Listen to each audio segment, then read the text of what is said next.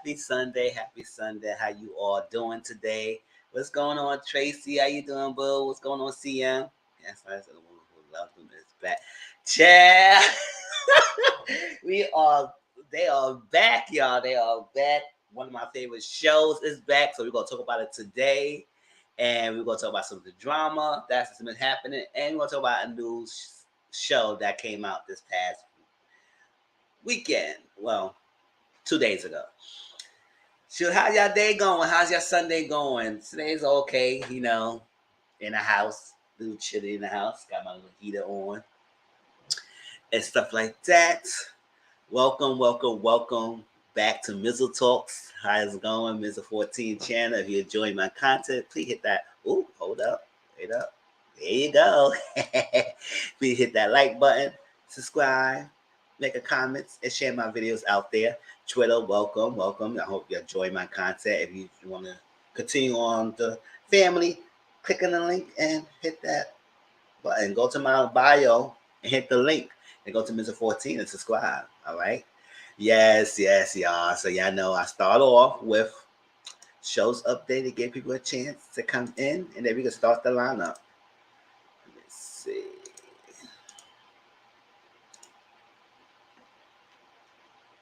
Yeah, I know I just took some stuff out, y'all. So I shortened the stuff there because I say ain't no sense mention the other shows that I don't watch because it is what it is. I don't feel like talking about it. All right, RuPaul Drag Race for season 14 on Fridays at VH1. Married at First Sight, Boston on Wednesdays on Lifetime. If y'all did not catch my review this past Friday of the couples and how I feel about them, here we go. I'm posted right here.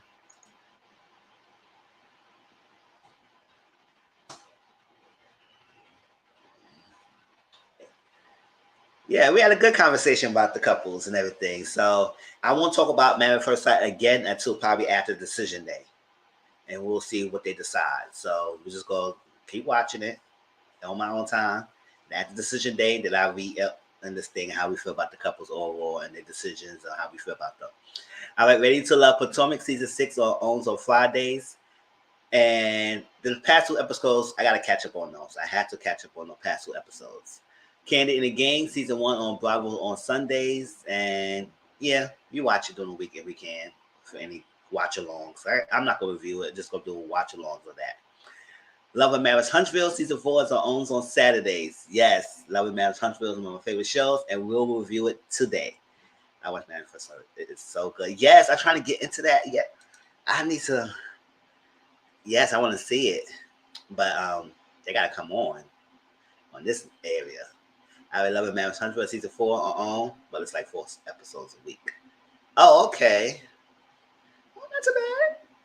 Try not to overdose you. Season 4. So we're going to talk about season 4 of Love and Marriage Huntsville today because we got some things to talk about in that episode. Love and Marriage DC season 1 premieres May 14th. So yes, they show us the premiere date on one of the commercials of when Love and Marriage Huntsville premieres. So what's good? Yeah, people say Australia is good. Yeah.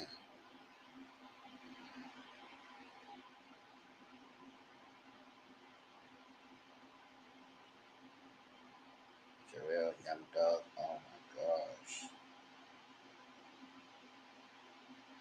Child. Yes, DC premieres season 1. Season 1 premieres May 14th. That's going following right after Love and Marriage Huntsville. So we could already know when Love and Marriage Huntsville going to start ending and when the reunion going to be around that. Because after that ends, DC will come. Hey, Auntie Mama Boo, how you doing? And yeah, congratulations on your interviews with the Catch a Catfish. I did catch the replay and everything, and I'm proud of it. I'm proud of the lineup you have going on. And y'all know what to come. Yes, it's wet, never thirsty, because I stay wet. Congratulations, and continue on that. I love it. All right, put a ring on it. Season 3 premieres on March 25th on OWN. So next Sunday, that will be added on the Mizzle Talks weekly talk, and One Pillow Link is one of my good shows I like to watch and review because it's nonsense, it's fun. Don't take it seriously, so just make fun of it and just talk about what they have. Bitch, with better connection next time too. Yes, yeah, that wasn't your fault. It was something happened in your state. State didn't want you to be good that day. Like they would say, but yes, but it was a good lineup. Real Housewives of Atlanta season 14 premieres somewhere around May. We don't know the date yet. It's a end of March, April, May. I don't know what they are to do. Oh, we just hear about dramas that may be happening in the season. And yeah, I know on Twitter, everybody's saying it all week, how come she don't want to be on the scene with Phaedra when she's all kicking on Portia? I said she didn't really give Portia that much of a grace either. She gave her hair a little bit. She wasn't even all that grace and all like that, but Phaedra's supposed to be close to her friends, so that's what it is. So we ain't go back down to that thing. That's her thing. That's what she want to say. We can't make her say how she want to feel. If she don't want to be in the scenes with Phaedra, she don't want to be in the scenes with Phaedra. I know people want her back, so it is what it is. I mean, I barely watched Housewives of Atlanta like that anyway. So I'm trying to give 14 of these a chance to redeem themselves. But last season I barely watched that. So we'll see how season 14 gives.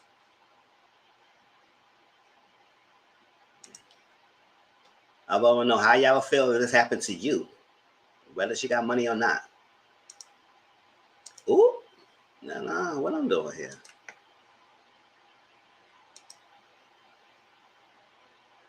Yeah, get her kid in the gang. Sure, her little lane is there. And get other people their platform.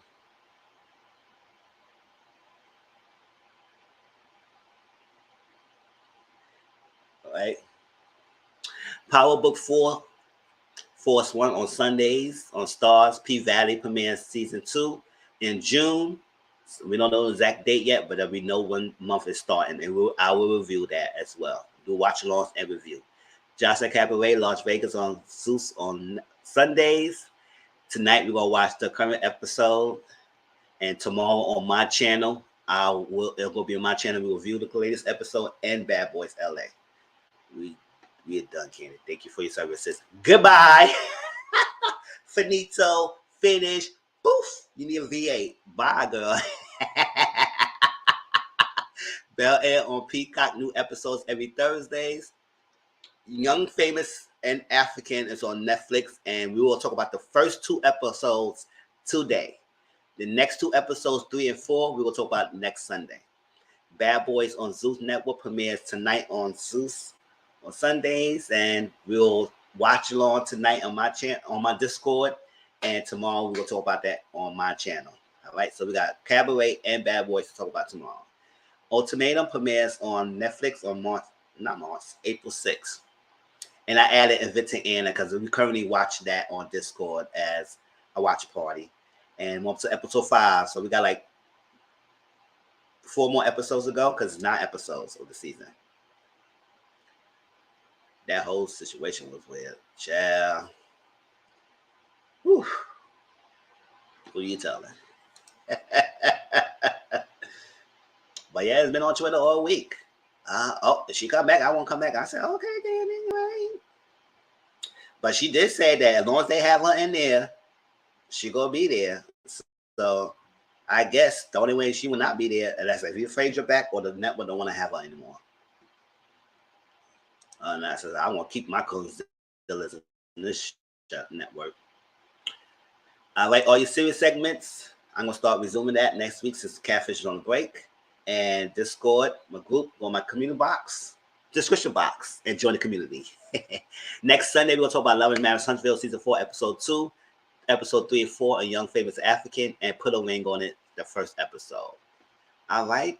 If any of the shows that comes up and anything that needs to be updated or anything that I missed or anything, y'all let me know and DM me, and I can update the list. All right? All right, we ain't gonna waste no time because we gotta get into it. We'll get into it, y'all.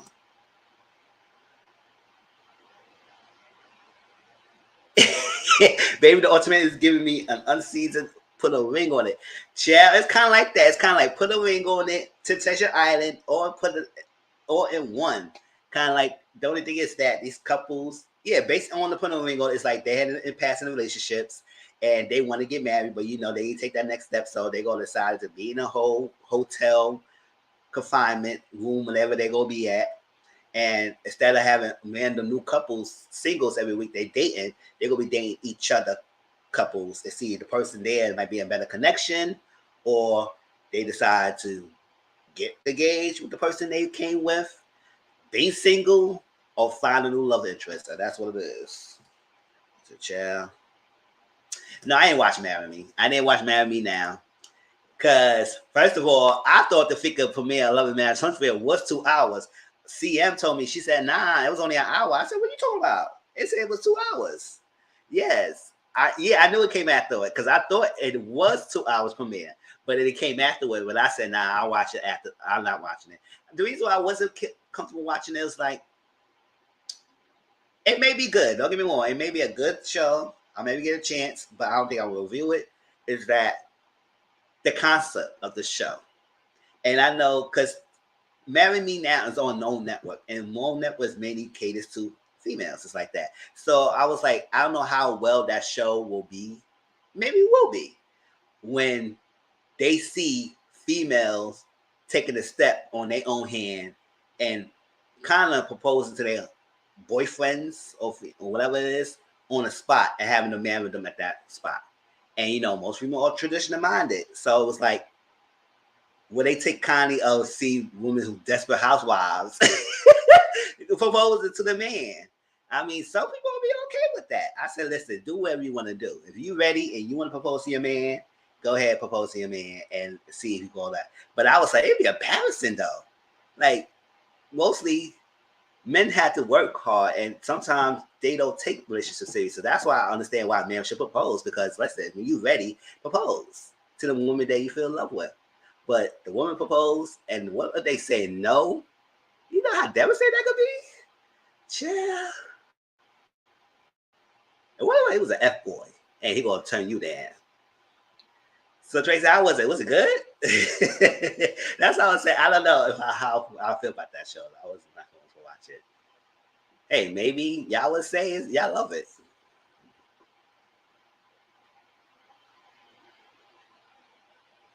Will y'all be okay with that? Will y'all be okay doing that if you were on that show? And then they got to get the wedding dress and everything, and they got to get married within 3 days.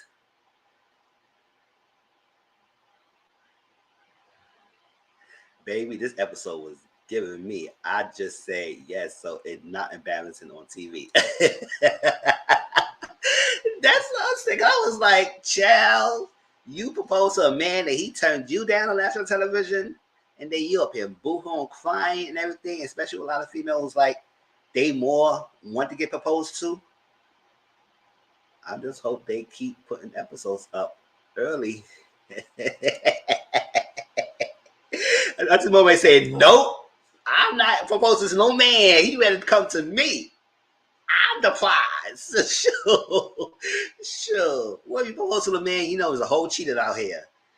Yeah, so I was like, I mean, I like giving different social experiment shows and let people see different things, because marriage is not conventional like it is anymore, like it was. It's like it's always different approaches to getting married.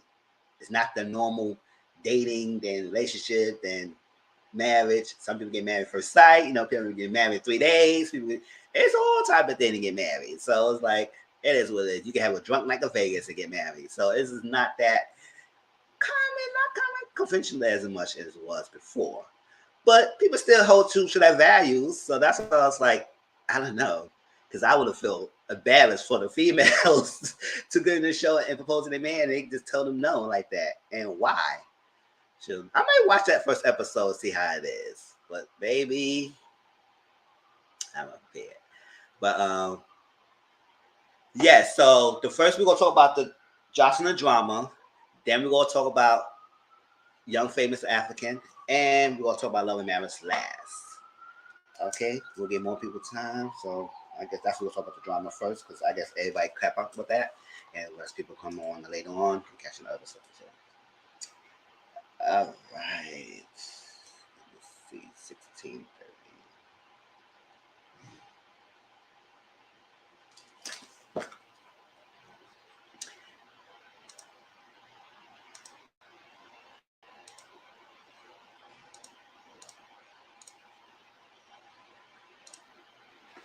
So I keep that there.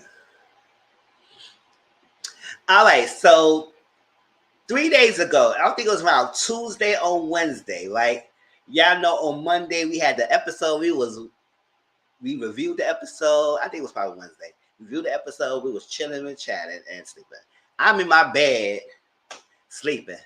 Woken up, check my phone when I wake up after my alarm, and allow me to say, I told y'all Jose and Melissa was an ish. I need natural and big Lex to give all the apologies. Ooh, is really giving that a Tracy? Chill. Not the Desperate Housewives, because y'all know I call these people desperation, the Desperate Housewives. So they give it Desperate Housewives to the T. Let me see, I told y'all I need natural and big Lex to give all the apologies. So that's what I'm saying. And it's giving Desperate Woman on down bad. Oh my gosh. No. See, that's why I just don't want to feel the embarrassment. It's like, dang. Like I said, I don't get it. So we was in our bed. I know most of us woke up. And I think it was Jamie That's Me. That's why I first saw the news. She posted a video of Amber got attacked by Johnson. I said, what happened? I said, what happened, basically? So I look at the video, and baby Amber was driving. She was upset. She was like things going on. Basically, the reunion was filmed this past week, this past couple of days.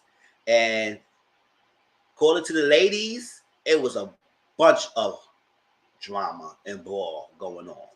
And I don't think they really had much to tape and sit down and talk about, because they was on site basically, based on what a lot of these ladies said.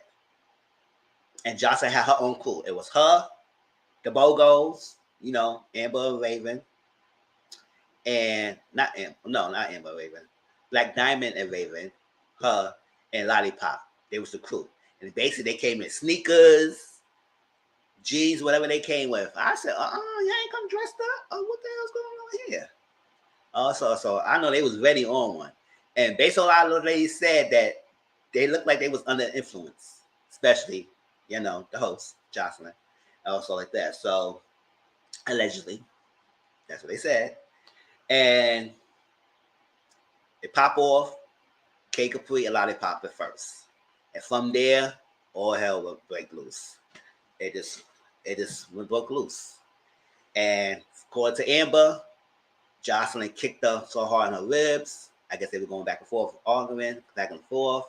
And I guess when Bogo was coming at the Amber, I guess Jocelyn took her chance to put her licks in with her boots, combat boots, bam, bam, bam, all that. And that's what happened.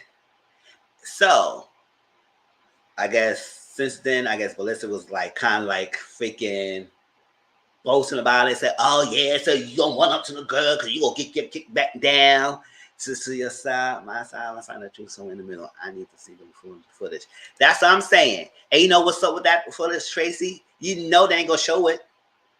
They're not gonna show it to us. Because if they show it that footage, the unedited version, not the edit version, then it will prove what the hell all these ladies have said. And then there's a liability on Zeus, and her network will be in trouble, or her show will be in trouble. So they will edit that. They will edit out. They probably edit him doing something. They probably edit when she was Amber hitting Jocelyn, and it will be some kind of way they will edit that out to make it seem like what everybody's saying is lying and they was in the right. And I was like, child, I don't know how much you gonna do that. Ain't no way you gonna show the ladies acting a ruckus and they don't show what the hell Jocelyn doing. No Ballista doing. Sure, if you gonna show Ballista screaming that big Lex last season, you better show what he did to this girl. Sure. Or playing. Funny part is both sides have the same story. Dummies confess to everything. Yeah, and Jocelyn confessing on Twitter. I mean, not too much. Well, she said she Mortal Kombat home. We're gonna talk. I'll show that post. Mortal Kombat one hole, pip slap another hole, doing this another one. And I was like, girl, even after the statement about to read, she still posted something. I was like, but let's say, where's your wife? Like, come on. Tell her calm down. You go there yelling, tell her to shut up. Like, do something. my gosh. Criminate yourself. We already on the run. Now, whether they went and whatever, could have been quiet. They deleted the statement, but they wasn't saying much. So Amber makes it say she got kicked and all that stuff like that. That happened and all stuff. So she had a chance to come after Joseline. She took that chance. And every other female said that, yes. Amber locked Joseline, got her locks in, got her licks in and everything. Two people can have different perceptions of the same events because they see some of the other different. Don't see both can't true. I need to see it. That's the same. One of the Bogos did alive and everything Amber said happened. She was like, yeah, and whatever is true. But like you were beating her too. Oh, he said on the run. Yes, it was on the run. Yes, Tracy. They say two people can have different perception of the same events because they see something other than they didn't see. Both can be true. I didn't see it. Yes, we need to see it, but we all know it's gonna be edited, or they won't show it. One of the Bogos did alive and everything Amber said happened was like, yeah, and whatever. It's true. Yeah, even the girls who was on Johnson's side, it was like, oh yeah, we beat these hoes up, we did this, we did that. He said on the one. Yeah, they was doing a lot. And so after that, when she was getting on Joseline, I could believe that because how he was with Big Lex was screaming at Joseline and getting on Joseline and decent, and he got up and said, what you doing? And he was, I was like, hold up, calm down. Like, where you coming from?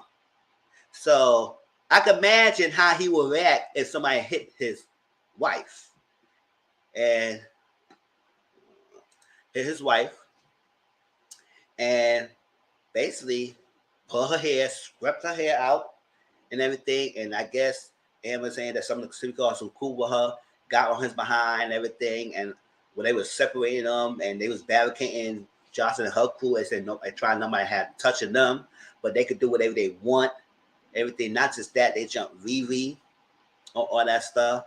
And also Chanel did come because Chanel knew that if this was all was going on, she had a feeling that she was probably gonna get jumped herself. And I was like, shall. So Amber had K Capri, Penny on her side. I mean, Lexi Blow fought out with Joseline because in some way, shape, or form, I don't know what happened. I mean, Amber said that Joseline hit her, but Lexi Blow said Joseline didn't hit her, but she was in her face, screaming at her, saying, "You said that you ain't gonna do it." And she was part of the lineup because Bogo, Amber, and Lollipop was part of her tour they was having, the cabaret tour. And Lexi Blow decided to leave because she was like, at point, yes, she's good, but her fame and her name was overshadowing Joseline, and Joseline ain't like that. So that she started to leave. Guy's the calm one, yes. And Guy said she saw everything going on. She just said, "Oh hell no, I'm leaving." And Lexi Blow started to leave already, and it was a lot of mayhem. There was a lot of mayhem going on, and I guess some way, shape, or line down the line, Amber was on the phone calling the police and everything, and then she was hoping that the people would hold them there until they got there, but they was out. They left. And all that stuff. So this is all the drama that happened. And they ain't make it better when freaking Johnson got online boasting about it. Let me show you what she said.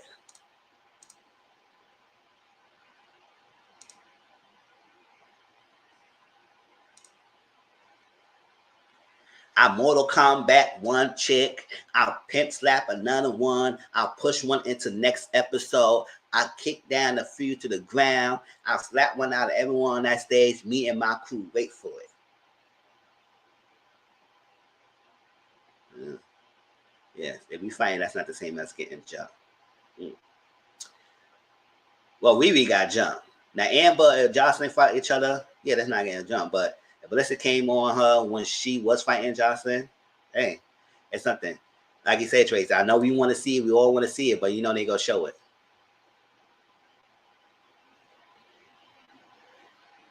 And if they do, that means Zeus is done with them. He said, listen, we can't protect you anymore. This will happen. Unedited version here. That's it. Watch it. And we done with you, girl. Air all your dirty laundry out. What else? She said Mortal Kombat.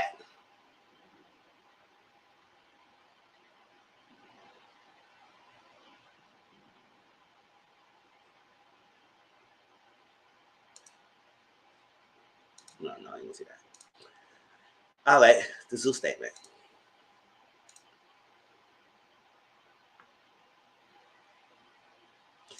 Yeah, they mad at me for no reason. Basically, we went on live and said something that was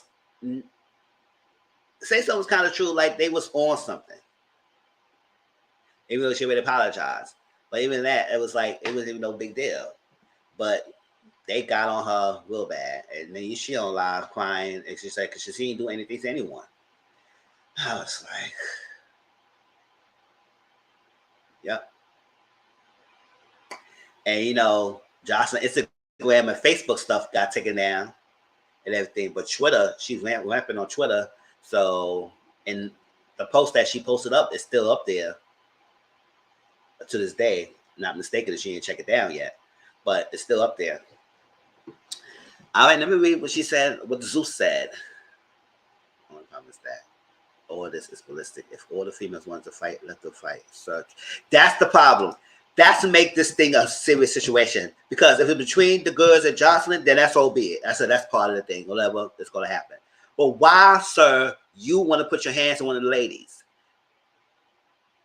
And that's the problem here. And that's why she is suing. Because you're not part of the bound that contract. You ain't supposed to put in your hands to the ladies. Now, Joseline boasting on Twitter about what she did to herself, fine. But ballistic, come on now. It's his jumping in that made it bad, and that's the issue. That's the issue that Amber's coming from. It's one thing is between her and the ladies and her and Joseline, but another thing that you, as a man, putting your hands on a female. So it's the whole thing. So let me say what Zeus said. Okay.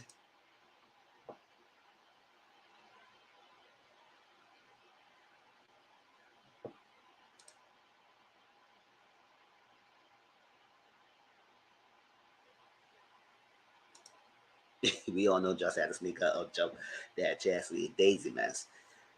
Yeah. The Zoo Network would like to thank all of our viewers for their continued support. While our programming remains authentic, loud, provocative, raw, unscripted, and uncensored, under no circumstances do we condone bullying, unprovoked violence, and men attacking women. Let's put yours right there. Let's say allegedly Amber is lying. Why would Zeus put that statement out there? Men's taking a women. If they know for a fact that did not happen, they got no footage of that, they would stand behind Johnson and Ballistic. So I understand the allegations out there. We do not support that, but less they were saying to cover it behind because there's lawsuits coming out and they want to say that. But I would feel like if they have the footage and they know that and what happened, then they won't even put that statement out there. That's my opinion. Y'all probably have a different opinion. But because normally they toes down, stand behind what they do. It's like when Lynette was calling them out and he want to get his freaking bowl behind long tanky ass to trying to check Lunel on a live. All that stuff like that. I said, boy, you got a lot of nerve. But okay. Currently, we are conducting a thorough review of the events that took place during the Joseline Cabaret reunion taping. The safety of our talent, crew, guests, and fans is our top priority. We encourage anyone who is encounter violence of any kind to seek help from their local authorities or visit stopbullying.gov for free and confidential resources on how to seek help. And most of the posts I have is from the Shade Room. Y'all know Instagram, Shade Room's on Instagram a lot, so they post a lot there. All right, let's see what they got to say for themselves.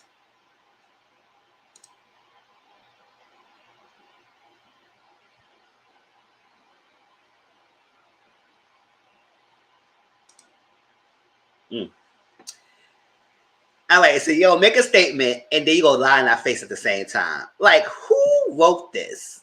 Like, who wrote this? Because no one's not Jocelyn, because you know she can't speak the damn well. So, and not just articulate. And I know sometimes I talk so fast, sometimes my words don't get out quickly.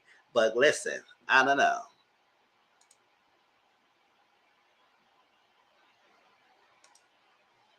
We are deeply saddened by the accusations made against our family at this Joseline Cabaret reunion. We would like to thank all our fans for their continued support. Joseline is the mother of a 5-year-old child, girl, and will never take action to jeopardize our family.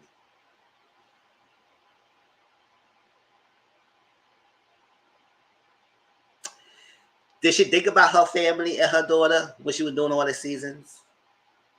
Especially since I used to watch season 1, but since season 2, how she acting, how she derate the females in front in television, how she go throwing apples, how she throwing candelabras, how she kicking people with combat boots, how she yelling down at them, how she degrading them. What she think about her daughter then? What you would think about her daughter then? Yes. What you think about her daughter then at that time? When you coming up screaming that big Lex of female, and allegedly you hammed up Amber. Would you think about that then? What you think about her daughter when she's on Twitter boasting about Mortal Kombat somebody, finishing her, doing all that stuff, and still tweeting after this came out, said, I will be at your house 24/7, 19 days, whatever it is in the week. She's at another post, all that on the Twitter. I'm gonna be done. Y'all gonna be my host to the day you die. You ever's gonna be my host. Like she would think about her daughter then. So don't use your daughter now as a sympathy method so you could get other mothers who have children to empathize with you so they could be on your side. Not knowing a lot of us follow you since Love and Hip Hop, how you became very problematic because you was okay, the upcoming star. Hey, Apple's Boo, how you doing? You was the upcoming star. You was okay. And then as the stardom rising, you start feeling yourself. And that's how you and Mona got that altercation, that disagreement, whatever. I don't even have that. Well, it's a disagreement between those two. And you got yourself leaved out of the station. They put you out of Miami. You had that one season of Miami, and then that's it. That's why it's like as VH1, they want you anymore. So you got your own thing from Suits. She wasn't thinking about the kids when she said what she said about Sapphire. That's what I'm saying. You wasn't thinking about none of that stuff. So the minute when you got yourself in a position of power, what you all seen how she is, when she get in a power position, it gets to her head. And a lot of people, it gets to your head that you decide to come out of these ladies and disempower them, belittle them, have the pimp mentality, and all that stuff. Well, you could have did so much well. Yes, I make your mind. Congratulations. Yes. Yes, all these are new mods. When it get bigger people, more people here. I got more mods over here. Yes. And yeah, so you was thinking about your family there. So when you're in a position of power, you doing all this stuff. And now you got yourself in Zeus when they let you have a lot of reigns of your stuff. And you could have used this platform and say what you said in the next sentence. Joseline Cabaret was created on the foundation of female empowerment.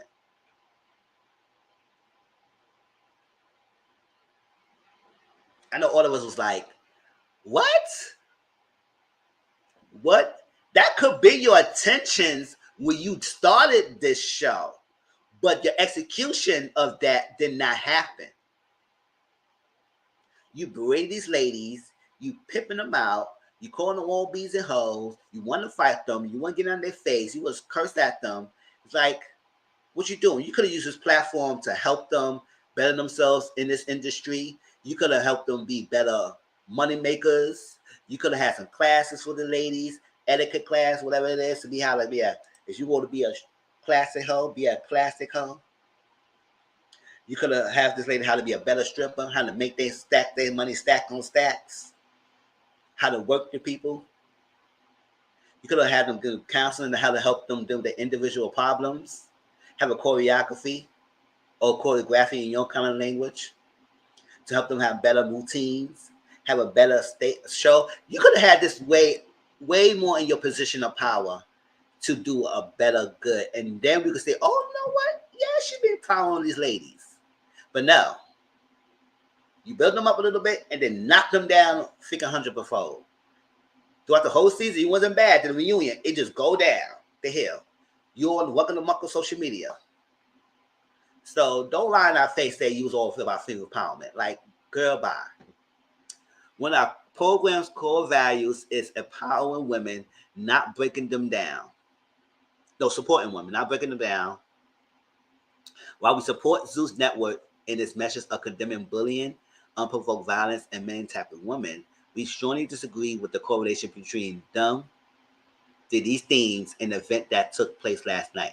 There's a footage of the events, and we are confident that our position is made obvious.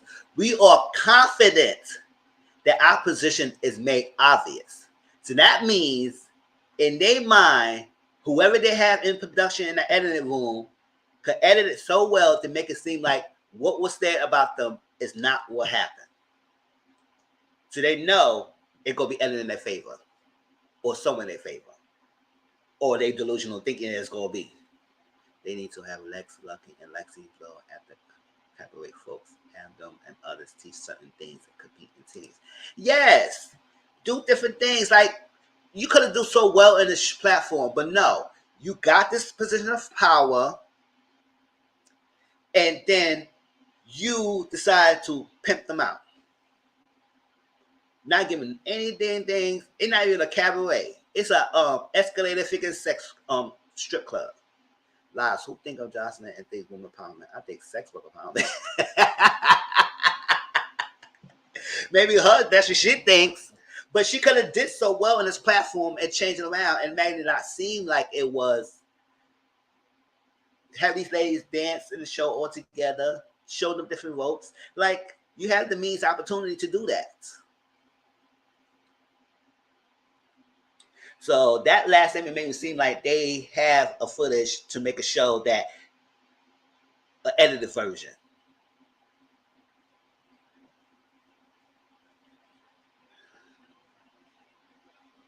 Sure. According to them, they didn't even have much. So I don't know what they're going to be filming or what they're going to be showing. Yeah. I remember the reviews. Auntie Mama was doing reviews. I remember her reviews that half of the girls got pimps, which I understand they probably do. Which is, it is fine to have pimps. But if you're going to put them in the show, have them be better girls to have self-esteem and self-sufficiency that they could do well without even them having their own pimps. And she does target a particular type of people who needs her, who battle in the battle, who can't surpass her. And that's the case. Why you got ladies who are well known that could surpass you? That's why she breaks them down so it won't get to her past her level.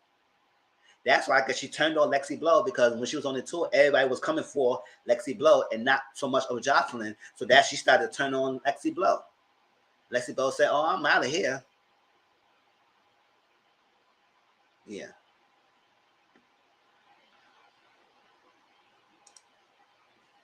It's your dream, but I don't know. Yeah, because I don't think season 1 wasn't even that bad. I think like season 2 when she turned up. And Auntie Mama, you can correct me if I'm wrong, because you started watching since season 1. I think season 2 when she started turned up, because I started watching from season 2. And then the reunion, I was like, oh, hell no. And I was like, oh, skirt. Girl, where this extra energy came from? You went on 10 to 1,000 power, girl.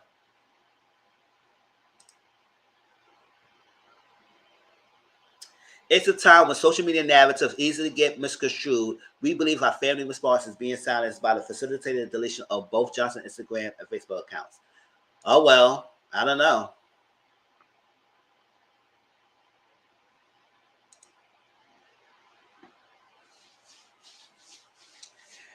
I say this: if multiple people saying the same thing, then it must have been true.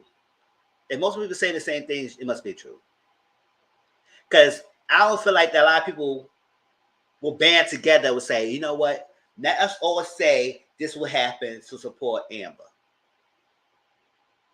Even some of the girls who was on Joseline's side was somewhat confirming what happened.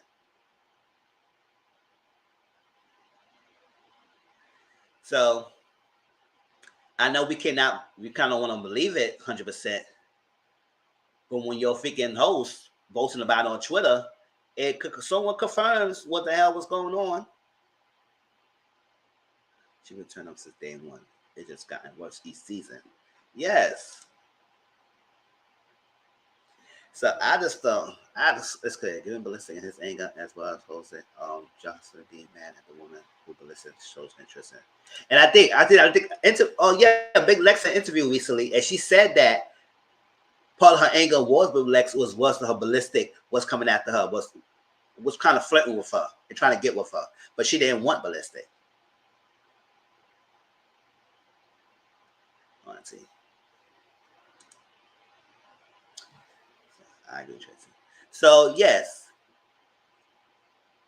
if Amber said her statement, right, and Johnson did not tweet what she tweeted, and she just said, we disagree with the accusations, this is not what happened, and just left it alone and let us see the footage when it comes out, this is a bit different story.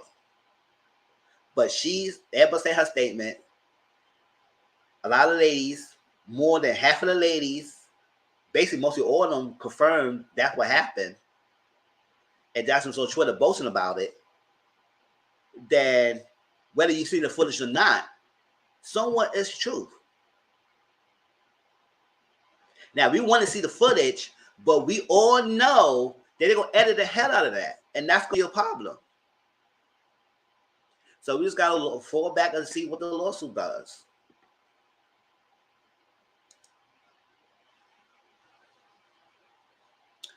And then we got Melissa for Love of Hip Hop. Let me show you what she said. I said, girl, where you came from? You from the shadows? You arrived from the dead?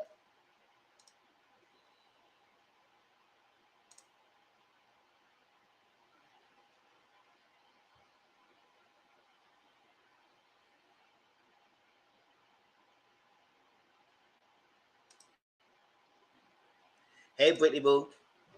Oh, it's so small. I can't read it.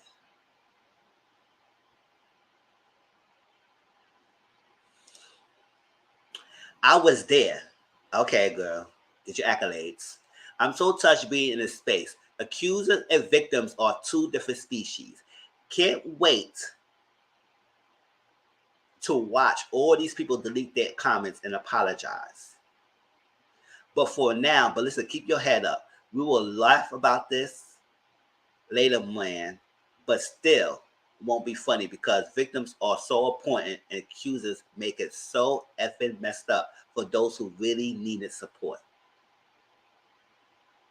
One thing about this statement that she didn't mention nothing about Joseline. It was all by Ballistic. So maybe she was like, listen, I can't save Joseline because she was boasting about it. But Ballistic didn't even say much, so I'm spinning my head because I was there.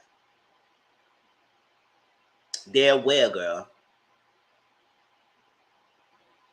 And if they ain't doing nothing, why they was on the run? Why they left?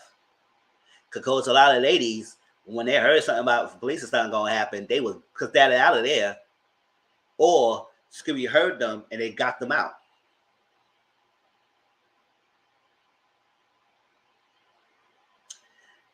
And, she always been maladentified. I don't believe the story went exactly like everyone is saying it went. Some other things are true, but when tell the story, you minimize your role. Yeah, that's true. I mean, I don't think Amber said she minimized her. What she said she hit her. So, I mean, that's part of her criminalization against the Joseline. She said they was going back and forth. They might not say all exactly what happened, but even most of the people said the same kind of similarities, even though maybe the 100% of the details was not true. But I guess this common core of everything that happened that everybody's saying is a similar pattern of the conversation. The stories is similar. So it's some truth. So yeah, we might not get everything, the whole truth. And some people might memorize their own version of the role, what happened. But it would be one thing if Josh didn't really say nothing when she said, like, this girl kind of like blew her own spot up.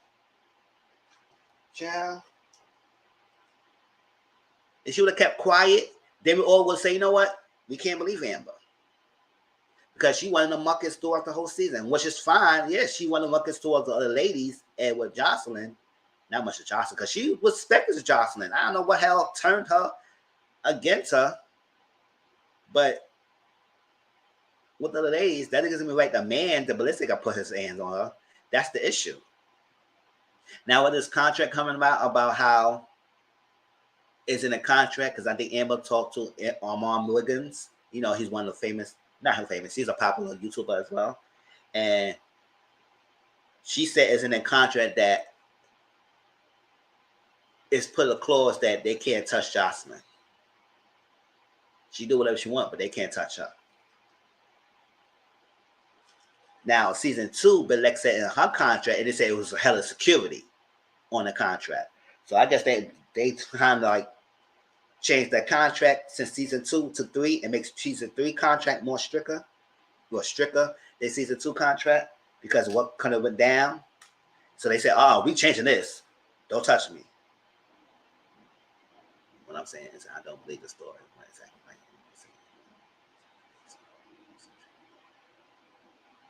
Mm-hmm. Our only grace is if Zeus said, "You know what? We can't support that. We're going to show," just like what happened with Bravo, and we ain't gonna really go in details about that. Yeah, remember when all that business pizza was coming out and that fight at Potomac happened? They say, "You know what? We're gonna show exactly how it is and not edit it." They showed us, and then they show us different angles. Well, they didn't really try to show. Well, they tried to show us different angles, but they show us that. So listen, we're gonna let y'all see exactly what happened.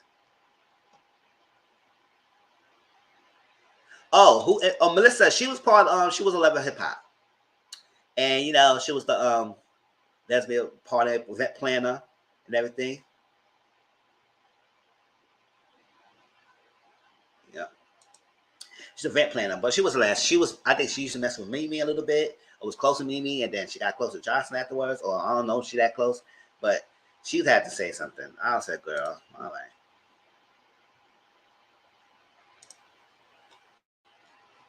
Okay, I think I'll start sharing that. Yeah, I think that was Mimi's friend. Was she introduced us through Mimi? Yeah, I think she got introduced to us through Mimi. I believe so. Yeah, that's Melissa.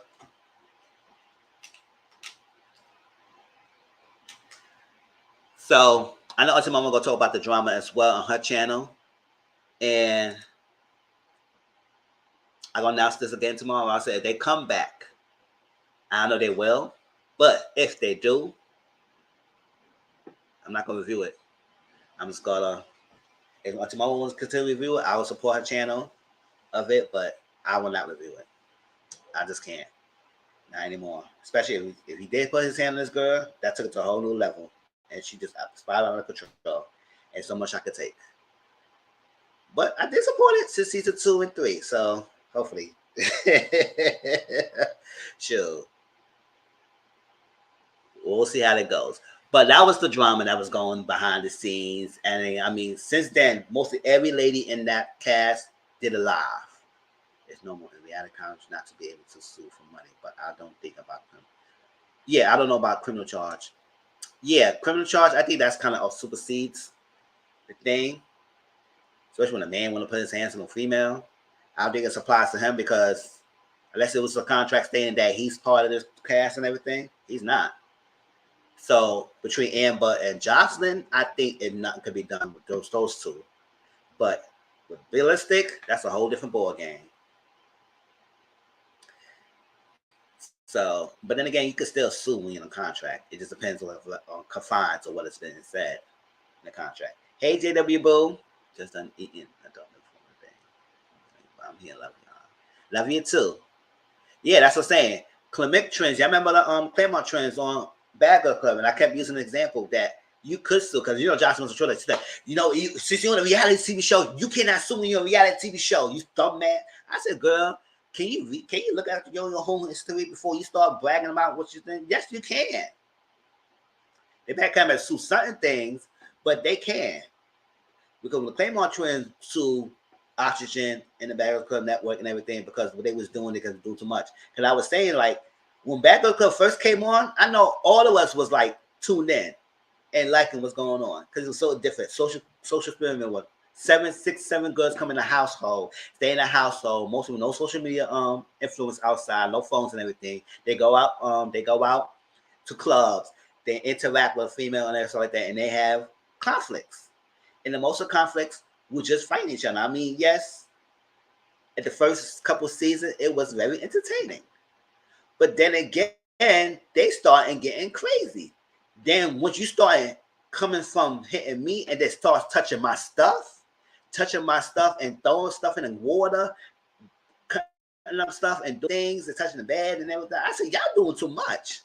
What happened to just a regular fish fight and all that stuff like that? Then now we doing jumping, then we touching people's stuff. I said, that's too far. Now that's where you get your behind work. Listen, I'm not a fighter, but don't be touching my stuff. That's what we're not going to do. Who the hell in the country tell you got to touch my stuff when we in this house? And try to kick me out the house, trying to bully me out the house, trying to do all that. They got too far with it. So the Claremont Trends, they said, oh, y'all want to try this? And the network ain't doing nothing to stop that? We suing y'all behind. And because they won their case, Bad Girls Club only lasted so long because it started getting whacked. The last season was horrible. And they stopped. And Oxygen Network don't show Bad Boys anymore. They have True Life Crimes. And that's it. It was nothing about that because they got too far. When the season started getting more and more getting crazy, then it was like, now it's getting stupid now. It's getting really stupid. And then that fight started getting so much dumb. And I said, what's going on? Bravo has that.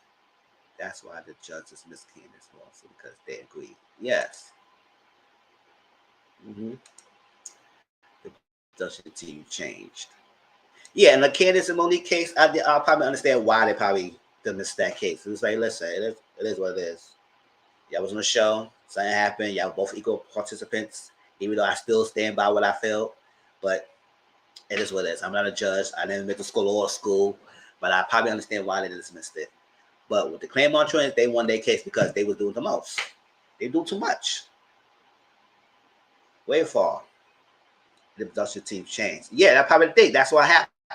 When you start getting so real, no, on BGC. Oh, what happened, BGC? Oh, production change on BGC. Yes. Maybe that could be the reason why they got too ratchet and they got too crazy. Because I would have put a contract. I said, listen, it's one thing y'all in this household and y'all want to get conflict, that's fine. But don't be touching people's stuff.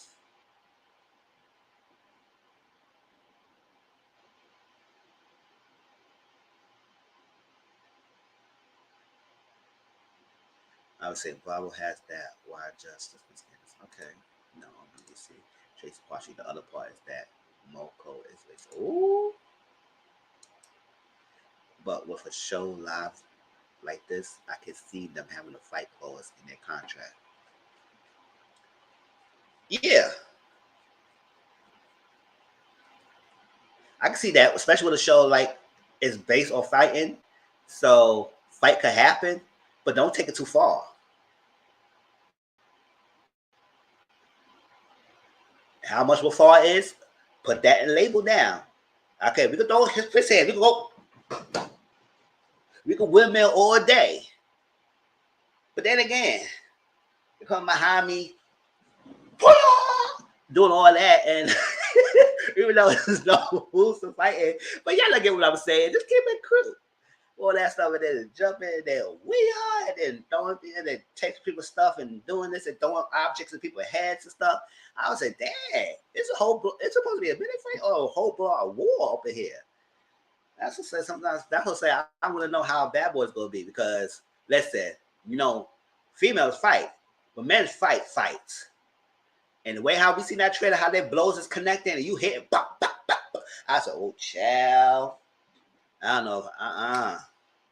Listen, I would say, listen, y'all fight too much. Where's the man at? Where's the dicks in the bucks or something like that? Come on now. Oh, where's it at? Where's the drinks? Where's the smokes? Like, do something. Y'all doing too much. God, let's talk about other things.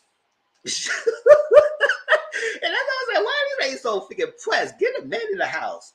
Shoot. If I was a bad girl club without a female, I would say, listen, I'm going to the club, I'm bringing some guys home. Sure. Cause y'all blowing my high. Y'all doing too much. Y'all want to fight on everything. I said, listen, I'm having a man here. If you hear some moaning going on, mind your business.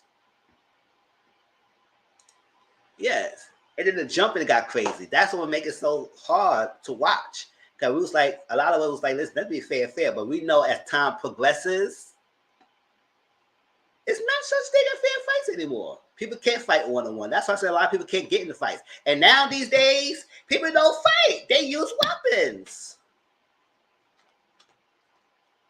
They use weapons. So that's why I tell people, I said, listen, don't even try to get in altercations because you never know. People don't want to fight the fair one anymore.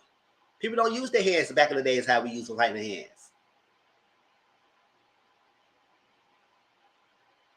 The minute you throw one hit, the people that person they with, they gonna jump you. And not fight one-on-one. And not forget, listen, and not for nothing, now weapons is a part of it.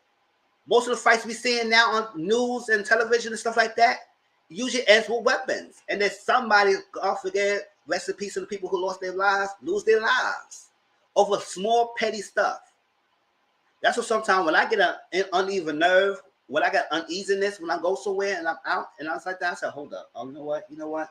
I'm out of here. No, I'd rather be home. I'd rather masturbate, do something, and stay home and chill out before I go in the freaking places and sit here and be part of somebody's mess. Go ahead. You can argue your damn self. Okay, you got it. You won. I don't got time. You won. I'm out of here. I don't got time for arguing. That's me too. I'm not trying to fight. I'm trying to do some shit. That's what I'm saying. Trying to do some chicken and duck. That's what I'm saying. Look, all that fighting, as I can see him, I'm fine with one-on-one. But once they start all that jumping mess, I have no respect. Amen. That's what I'm saying. Get some freaking men and start eating some, like, come on. Doing all that craziness. And that's what I'm saying now these days. And I think we're going to talk about this on her channel. I usually don't talk about that stuff on my channel. But the lady who lost her life over a freaking bowling ball. All right, see, I ain't trying to get mad. So let's move on. Because I'm about to get heated just that quick. That 1 second, I'm about to get heated. I was like, come on now. That was too much. And I gotta read the article on the thing because I just saw the headlines and everything. That's what I'm saying. That's what I'm saying. So it's like it get ridiculous. It get too much. That's what it shows that have these fights. It's good for a little drama entertainment, but after a while, as viewers, we're gonna start getting draining when it get too much and it get too out of control. And then now y'all just not y'all not fighting to resolve anything. Y'all just having a fight, just a fight for the fun of it, for the sports. All that jumping that you're not part of it, and y'all just fight for petty stuff. I said, what happens to a fight when you fight for the reasons and meanings? Now y'all fighting, you gotta look at one person wrong. You fight somebody step on your feet. You fight that of a bowling ball. You fight of an altercation. You fight somebody jumping the line. That's like, gosh. But what I think that. So we talked long enough for that. So we got 2 other shows to talk about. All right. Any last thoughts? Because I said, I know someone laughing. I know she is. I know she is because they said it. She's gonna be her own downfall. And when you have another chance to go an app, which is it's more free reign for you to do what you want to do, and do it in a way that you can make a difference. But no, you want to be stuck in your freaking old behind ways. Especially when you was going through your own thing, because you didn't want to get sent back to the strip club, and you don't want people to constantly belittling you and berating you, and you was constantly going through that love and hip hop, and you started getting your position, your power, and then you started doing the same thing that happened to you, girl, bye. And now you might mess up your another bag for next season. Now, if it does come back next season, all more power to y'all. I'll listen to y'all reviews and hear what's going on, because I'm not gonna watch it. I don't got time for that. And I better not have that guy there anymore. Most likely, if she's there, he gonna be next to her hip, and I can't watch that. And we already know for season 2 that he's capable. When a man comes, he could scream at a woman like that last season of Reunion, that we know is not far-fetched for them to put their hands on one.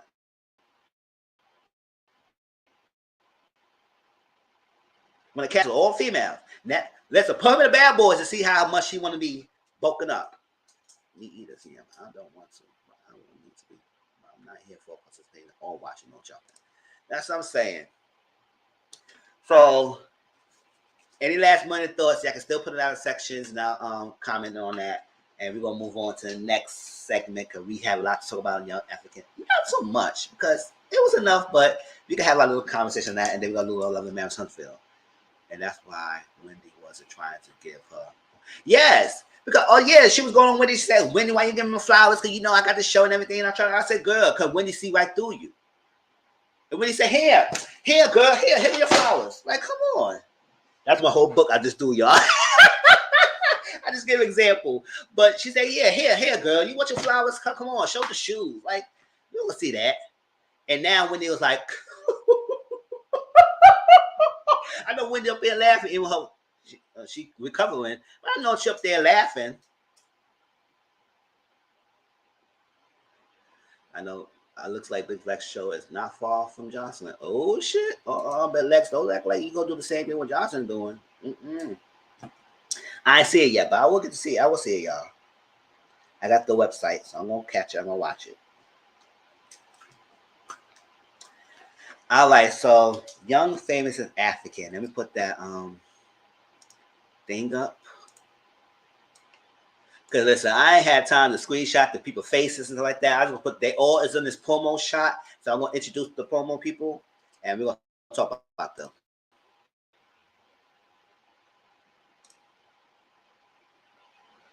Oh, here we go. Oh, look at my face.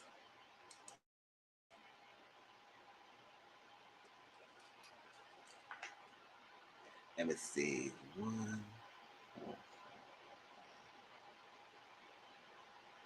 All right, so Young, Famous, and African came on Netflix, right? And it came on Friday. And I haven't been mentioning it, because based on the trailer, I was saying I'm so excited to see these people and to see an African different life. Because, people always, when they talk about Africa, they always talk about the dumps, the slumps, the poorest area, the country area, the village, college, and stuff like that, not knowing that Africa is a different economic continent as well. There are places that are rich. There are places that have high technology, have high advanced medicine and stuff like that. There are places that are well in their means so they can live comfortably.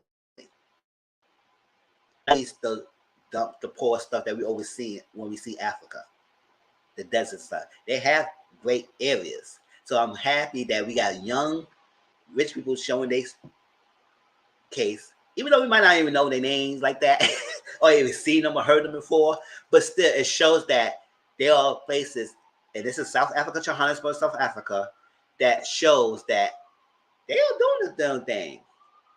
And there's only 7 episodes, so we only watched 2 episodes on my Discord. Some of y'all probably went past me, but we'll talk about episode 3 and 4 next week.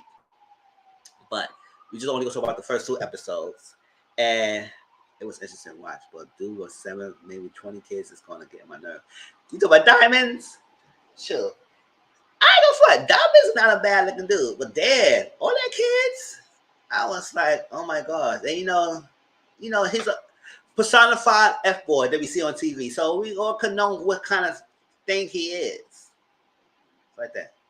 It was really nice, but nothing like this show. Oh.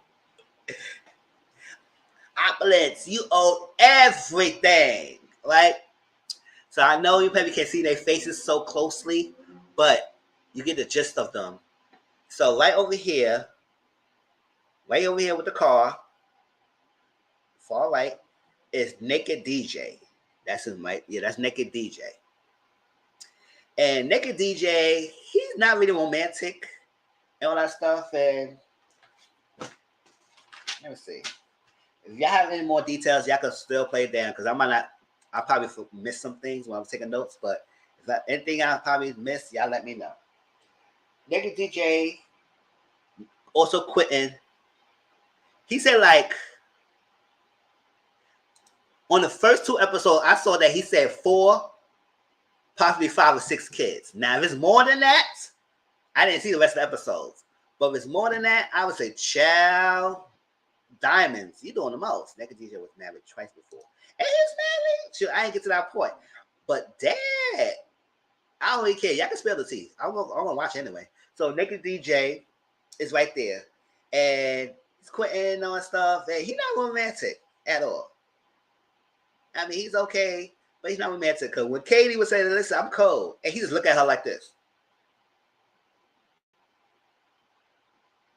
She said, oh, can you give me a jacket or something? Can you cuddle me or something? I was like, why are you looking at her like that? Shoot. Oh, my God. I said, why are you looking at her like that? I said, Dad, can you just at least, if you don't got no jacket, at least put a blanket over her? Because you were sitting on something that had like sheets or something. Could have put a blanket over her. Can you just cuddle her up? Like she wanted, just see some romanticism on her. And you know, Endell, right over here, Andy Endell, told him, like, I know this guy for a long time, and he's not really having romantic bones. But other than that, it's interesting seeing him with Kelly. So we'll see how more Naked DJ gives. But it was so funny that he sit there and say all that and say what he needs to say. But then we have Swanky Jerry. Swanky Jerry, he's fashionista. He's a stylist. He fly. He comes late in most of the events, and he like to make an entrance. He's best friends with Annie. Annie's right here with the shades next to. Let me see. Let me see. My left, his right, his left of Diamonds, right there. That's Annie. They're best friends. And we don't get much of him because he just must coming in and stuff like that. Annie, yes, Annie could be very judgmental. Annie has her own thing she's going through with Two-Face Innocent. I don't know why they call him that. He don't look too much innocent to me. But Two-Face Innocent, and we'll get to that storyline because I would say, baby girl, you had enough to be, you can't be judging people when you're in your own situation right now. I know y'all can't see my mouth, but you know, this thing right here is covering it. But Annie like that. So then we get Nadia Nakai. Nadia Nakai is a good friend. She's a musician. She's a musician, a rapper, and everything. She has a boyfriend, long distance, but yet she's trying to play this field with Diamonds. And you know, Diamonds like Nadia. So she's trying to see what's her thing. That's what I said. Nothing innocent about Two-Face Innocent. That's what I said. Who? What? Don't give your names what is not meant to be gave. Like, what the hell? You better go Two-Face. Two-Face, leave it at that. Sure. Nadia Kai is like that. She's a beautiful woman. Like, they all handsome and beautiful cast.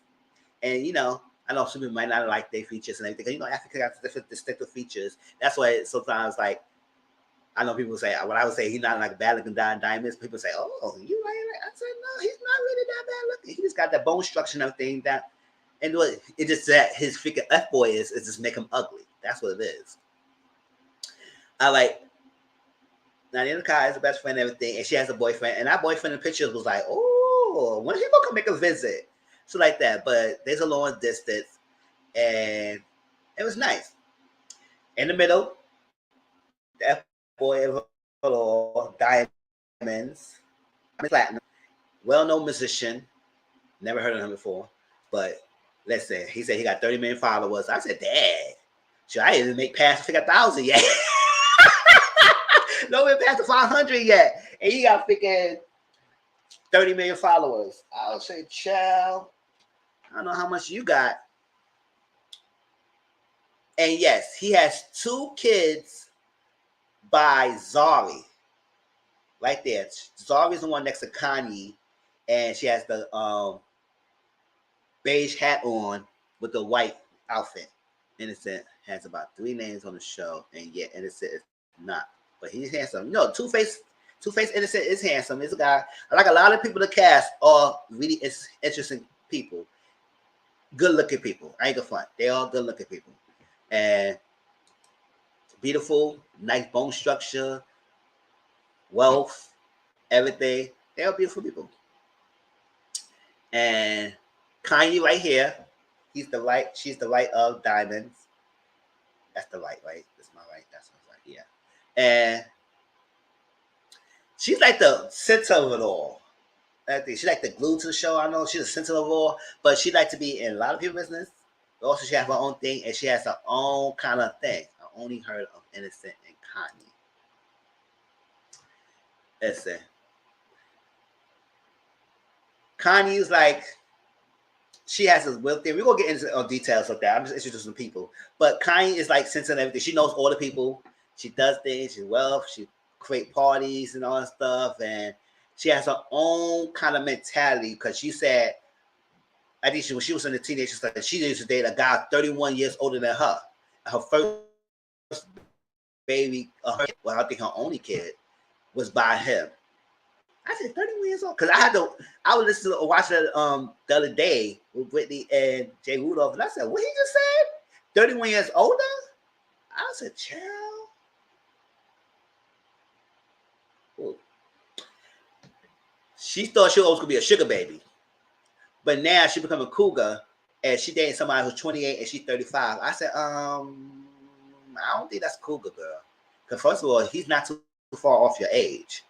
So how much of your cougar can you be? I mean, yes, you want to go by because you're older than him, but he's 28, girl. You 35. That's close to the same age. Went for $1 billion, and I'm not mad at for that. Yes. She just says they calling her the gold digger. She said, "Listen, if I'm gonna be a gold digger, I'm gonna do it right." I said, "All right, I got that, Kanye. You better do it." She went for the billions. I'm not mad at her for that. Yes. 31 years older than her and had a first kid, and that's a 15-year-old that's living freaking next door to her. Yes, what exactly does Boss Lady do? Zari girl. I don't know, but the way how the cast members is glorify this girl, I need y'all to tell me after episode 2, what does she do that she's like the personified goddess? Because she walks in the room, everybody said, "Oh my God, Zari. Yeah, Zari, girl. Yeah, oh my God, she's Zari walking the building and all that." I said, "Oh, okay." Any woman over 35 is technically considered. Yeah, but she's just 35, age 28. So I don't think that's cougar-ish. But hey, she want to be a cougar, let her be. I don't know, Boss Lady did something in radio. Sure. She had a good explanation for it. She did an interview with her Money Monsters. She's a clever girl. She does the music. Yes. Oh, Zari does the music. That's what called Boss Lady. Because everybody was so glorifying Zari. Zari this, Zari that, Zari. And I was like, okay. I mean, don't get me wrong, she's a beautiful woman. She's beautiful, voluptuous body. But hey, and she had 2 kids with diamonds. And you know, the F-boys always got the one lady that she was riding down for them. That's what I'm saying. That's the same, ride down for him, and he messed up because I know in episode 2 he was feeling himself. He was like not feeling himself, like he was like reflecting. He said, "Dog, I messed that up. Like I really messed this girl up." I refuse to be, and really messed it up. It was like, why did I did this? But then again, because he said he was a long distance with her, I guess at the time, and he got needs. I said, you got a need, you better get a freaking go to sex toy or something like that and get the freaking body poom pooms or something like that. What the hell you need to do? So you won't be creating all these damn kids if you got needs. And then cheating on her with people when you're on the road. It's always the best style of days. She is put together, but I want to know what make her get glorified so damn good to the point that everybody's so enamored with her. Hey, listen, we'll find out. If you over 35 and single, baby, you a cougar, period. Yes, but she just 35, so she ain't a cougar yet. Cause you said over 35 and single. Yes, But hey, she want to be a cougar. More power to her. Listen, that's what she said. She a cougar. We're gonna say she a cougar. All right. And then we got Kaylee. Kaylee is the girlfriend of Naked DJ, and I mean, I guess she just want to be loved, and I guess she gonna do what she got again. But at first he was wooing her with gifts, thing, stuff like that. That's what they usually do. They start all that good in the beginning, and then when they got you, now they want to fall back. I said, keep that same energy. Keep that same energy. Better make more of my. That's what I'm saying. That's what I'm saying. You better do something. You better get a poom poom toy, something like that. They got full body naked girls in the sex toys. You got the freaking boss only, the the torso only area. If you got needs, and then go back to the gun. It's like that. From makes sense, but the young man better go away from me. And then next to is Kaylee is we got Andel. He seems like he got his head and shoulder, but he did mention in the episode he used to be a cheater, whatever. But I guess he just got woke. It started becoming more level-headed. But I think he said he used to be a cheater. Child, ain't nothing more for a cougar. Y'all confused the definition. A cougar is a badass older woman on her shit who can get any man she chooses. I hear that. That's what I'm saying. Ain't nothing wrong with that. I said I ain't not knocking her. I was just thinking that the age would have been a little bit more advanced to be called a cougar, but hey, she would be called that. That's good. Zari has a lot of connection in music. That's why all the people know her. Okay. That's one thing that people can know her. And it feel like they adoring her to the fullest, like she's a goddess. So I can know you, but make you a goddess. I guess the same thing equivalent to Beyonce, because everybody can use her name a lot. So I guess it's the same thing. Get you some lotion. Get you some lotion for real, right?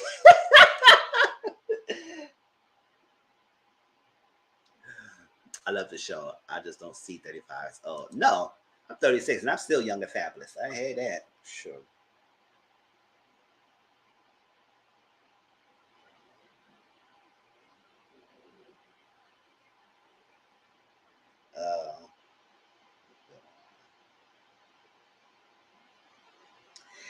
All right, so y'all, let's get into some of the things that was discussed. So Kanye want to hook up, build a connection with Diamonds and Nadia, even though she knows that Nadia is with someone. I said, Kanye, come on, girl.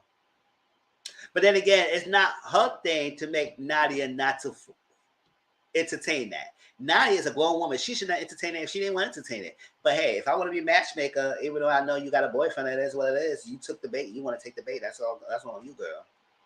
I said I'm not mad at her. But then again, I would say, Kanye, girl, come on now. You know what you're doing. And she gonna try to act like she didn't know. Like she said, she know full well she's in a relationship, but she still told Diamonds about Nadia, and Nadia's a Diamonds, and because she was throwing the ball, and let them try to link up. I said, okay. I said, Nadia, see, girl. I said, girl, you playing with fire. I mean, you want to try to make us work. You trying to make a scene, but since I know you know Zari and how freaking Diamond plays Zari, you don't want to play that field. Because when you were all in your feelings, when Zari came to the picture at that freaking Arabian Nights dinner that Diamond's pulled, and you was all in your feelings, I said, girl, why you in your feelings? Girl, you got a whole boyfriend. I don't see nothing that between you and Diamond that made it something serious that y'all were supposed to go on and try to be in a relationship. You try to see past of him, Diamond, of the musician and the artist. You want to see past of that. That's fine. But I don't think you need to go see past of that when you have your own relationship in the side on your boyfriend. Find that more past on him. But if you want to play your games and get your twat play a little bit, hey, listen.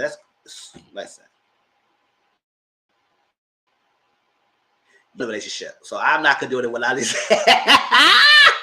Listen, because I said, you know, he's fertile. So you may want to rethink on trying to deal with Diamond, girl. Sure, because Diamond want to invite you to pick out his car. Because he's staying there for a month. Because he's only there for a month. And he wants you to pick out his car and choose it for him. I said, oh, choose a car for him? And then she said she likes this car. And then she was liking this car. Then she picked up one of them big-ass car. I said, that's too big. I could drive. I don't like regular cars. Don't put me no van or no truck because that look too big and that look too comfortable driving that. I like pick a nice car. Sure, put that big old humongous ass freaking track wagon, whatever the hell that was called, car. And she got it. She said, "Oh damn, that's too big." I said, "Nadia, that's what you doing."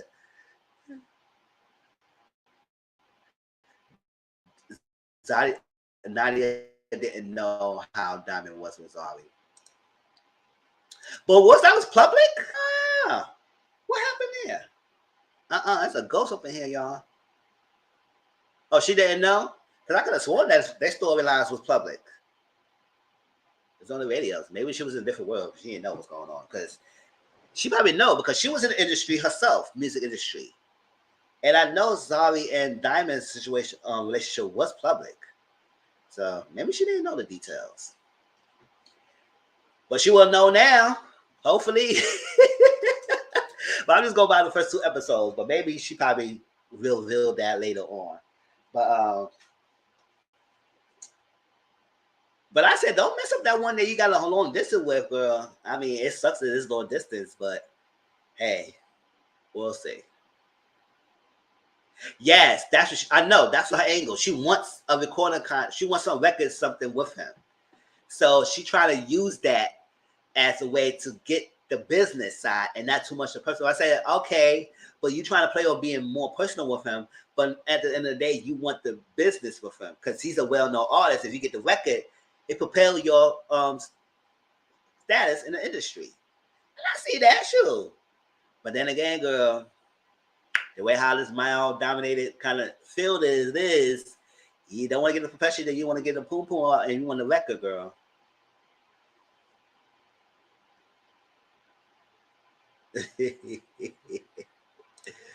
Well, how could she not? Unless she don't really understand how these BDs are. Well, that's what I said. I don't know how Nani would not know that. But hey, but she does want the deal.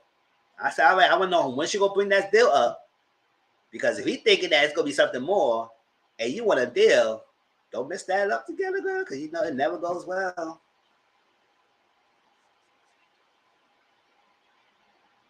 Oh, she didn't know Diamond was treating Zari like that. Okay.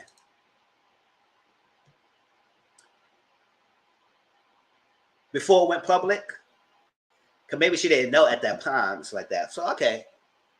Or she probably wasn't aware. Which I understand. Listen, not everybody always up to date with things, even in your industry. So why not be the nicest Zari? She doesn't like Zari.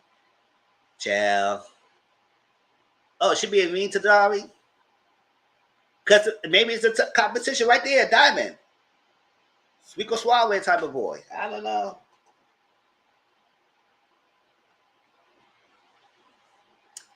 All right. So if y'all give me more tea about Zari, Nadia, and Diamond's situation, because I'm gonna watch it eventually. Annie girl. So Annie has 2 kids by Two Face, and her kids to stay with her mom while I guess she's pursuing more of her acting and stuff like that and making a better life. But also she also had one of the kids is in need to be extra care and need to be taken care of. So she travels so much, she's not well to sit down and take care of that kid as much as she can be. But she does love her child. We should understand that. But knowing that you know and how is your family dynamic is, I don't think you should be judging other people's parenting skills and what they do. Now, mind you, you might not like think and don't like that what she did or how she raising her kids. But no, she wasn't aware of the breakup. Nadia was not aware of how he still treats her. Oh, okay, I got it. And it's the angel. It's smirk face. Angel Will. Because I was like, and then what Kanye found out, now I ain't really like what Kanye did that. But I do understand because literally, you came to my ball. Spectrum, you better get it together. What the hell are you blanking out my stuff for? You came to my ball and try to disrespect me, and I'm the host. Because it's one thing if you didn't like the food. It's one thing you like the food. But then when she started talking about her parenting and how she raised her child, you have so much to say. Now, Adele also had to start out the stage to say. But I guess Adele was more respectful, even though he said his opinions, but he was like boundary and said like that. Andy, on the other hand, was very judging. He said, and I just like you just like that because Kanye said that she has a 15-year-old daughter, and I guess in Kanye's mind, it's like, yes, that's what I say. Can we talk the ball? The way that Kanye made it seems like it was gonna be extravagant. And when we see the action out there, I would say this is like a regular average, regular freaking party. Where was the lavishness that she said it was gonna be? Because I didn't think that they think was that lavish. Because even us, who don't got the money like she has, could pull that kind of party like that. And have to spend that much money that she's probably spent. Could pull that same thing like that. Because I didn't see where's the lavish at.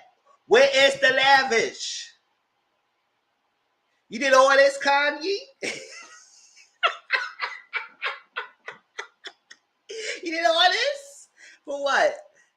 I didn't see it. Hope y'all probably see the same different, or y'all probably had this different opinion. But I didn't see the lavishness. All I see was a bunch of tables decorated with cloths and that's all I see.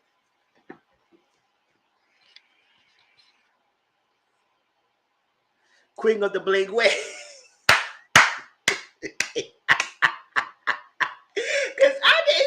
I did not see it at all. Even though Annie is very judgmental, and Swanky Jerry also said the same thing. I said, girl, the way how you boast this thing up, it didn't look nowhere near like that. I didn't think Nadia said a little bit something about that either. It was missing razzle dazzle. That's what I said. I was saying it was a bunch of tablecloths and glasses on them. And then people came with freaking food. So I was like, and the only thing that was lavish with the people dressing they wear, and they came with their own freaking expensive outfits. But other than that, that's it. Sure, I was expecting a freaking. Oh, that's she my charade in September Spring 4. She my charade. She was giving that because I did not see it at all. That ball was like, child. That's something I could pull off, and I don't make not much of the money that she has. Sure, maybe it was the food and drinks, not the core. That's what I'm saying. If I was the drinks and the food, but the decorum was not there at all. And it was and you got enough to have it in that big ass place. I was like, good, y'all was only making one room, 1 or 2 rooms to max. So, child. And she said, it gotta be right, it gotta be right, it gotta be. I like perfection, that perfection. I said, oh, well, you need to up that perfectionism because that perfectionism was not there.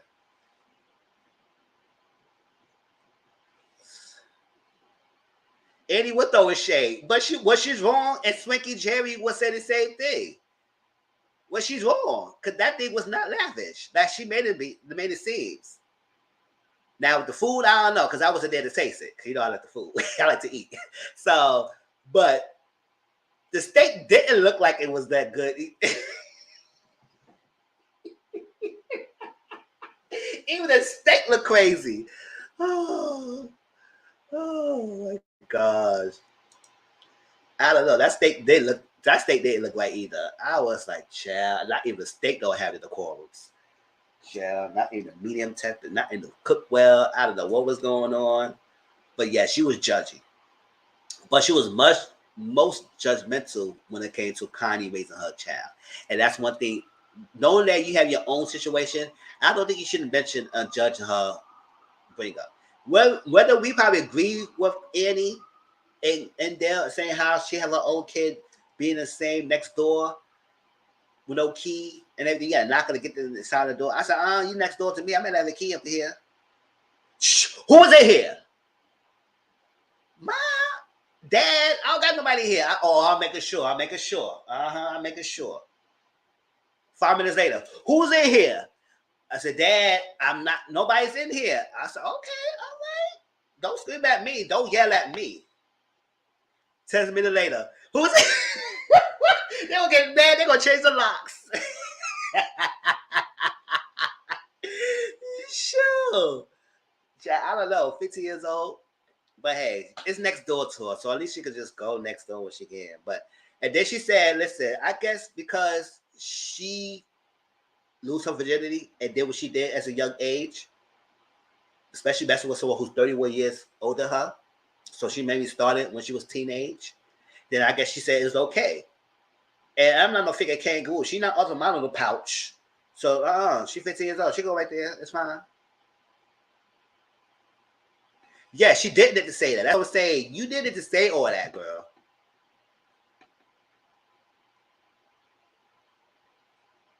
For real. And you need to judge her. Because whether Kanye raised her daughter, whether we agree or not, because even then, I don't think a 15 years old should be living by herself. Unless she paying all bills and no one, so she's very mature, because there people could be mature early on. You know, all that stuff like that. But then again, maybe she's next door, pop up like I'm a PO. That's what I'm saying. Who was in here? Sure. And you got to knock on the door. I said, get the key. Get a key. And when you open the door, bing, bing, and you know you're coming in. Sure. But that's her. But she also said, listen, she want to lose her virginity. It's her right. It's her right. She want to lose. I said, oh. But then again, listen, she said she did it herself. It don't work for me to judge my daughter if she do the same thing. I said, hey, I guess I understand. That's your daughter. I can't say nothing about it. Do what you gotta do. Even though I don't feel like that's right. But hey, do what you gotta do. But Annie, you should not be judging her either. So that was wrong with you. Because you feel your type of way. So because I guess she was saucy, Annie was saucy and everything she was drinking. Her and Dale was to sit inside and talk. Yeah, she raised us as a friend, more of a friend than a child. And sometimes that can blur the lines. Because even her daughter said, listen, you're not raising me as normal parents. And it's not too normal. Even your own daughter, even though she got her own apartment, she said, you're not raising me as normal. But hey, they have a close friendship relationship. And you know, sometimes that could burn the line.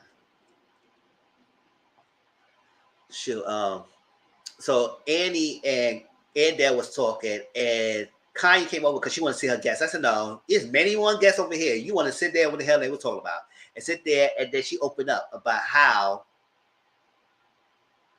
her kid's not with her right now, and she's doing things, and Two-Face is this, and all that stuff like that. He traveled a lot. Well, I'll have to let you know, but my first kid was his 5th. And I was the one before anyone else. So you was dating her for a long time, and you was the first person. And how come your first kid is his 5th, and your second kid is his 6th? I said, girl. So he had like 4 kids before your ass. And you was with her first. Child. And how that happened. Kanye doing look very mature for her age. Our 50-year-old daughter having an apartment. It's a flex. I mean, listen, for her, it's a flex, yes. Oh, for Kanye? Or maybe it's a flex for Kanye. Yeah, maybe Kanye's a flexing more than her daughter is. But I know her daughter said, listen, I got my own apartment, y'all. I got my own apartment. I got my own apartment. And, it's like that. So, yeah, how that happened? You was the first person of everyone else, but he had 4 other kids before you, and your first kid was your 5th kid.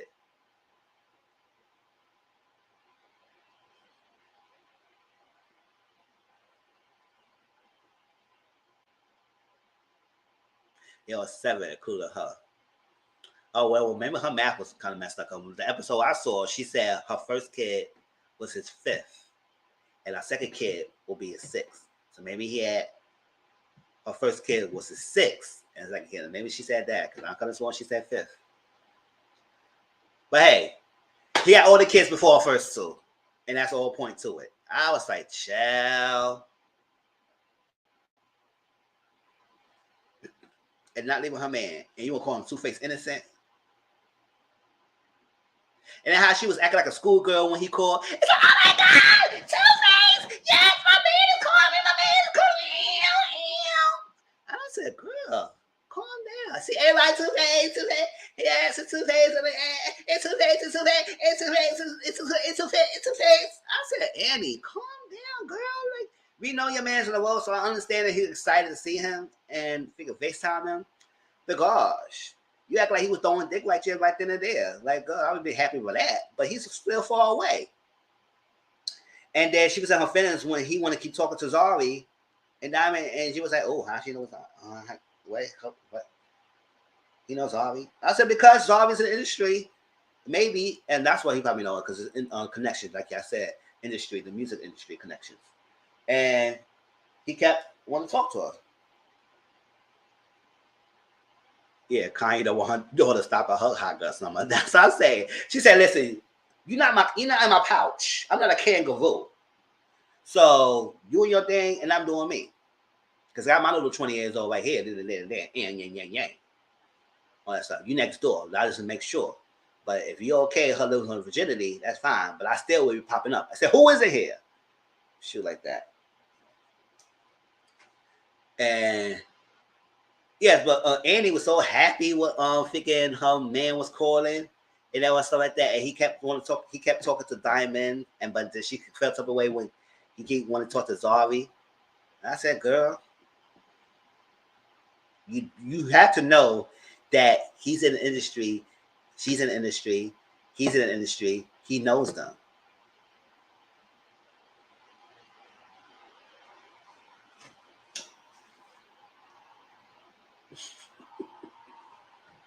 That was so excited how she was jumping up and down. Said, "Oh, my man is coming, my man is coming." Oh, shit, chill. And then that scene, oh yeah, Kanye when she sat down with Endell and Annie, she was like, "Oh, see, you know what? She shouldn't have told me her weakness. Cause now I can use an advantage." And I said, "Oh, I said, well, Annie, you did figure assault her in the host, but then she will use that as a bad to hurt you when you have an argument. Oh, maybe you shouldn't share so much like that with this girl. You don't even know her. You maybe shouldn't share that." She's in love with the man. It's kind of cute, but couldn't be me after all the love kids he had for her. Yeah, love the boy. Listen, she love her man. She love her man. But dang, sure, at least be the man that's worth to be all that hype for.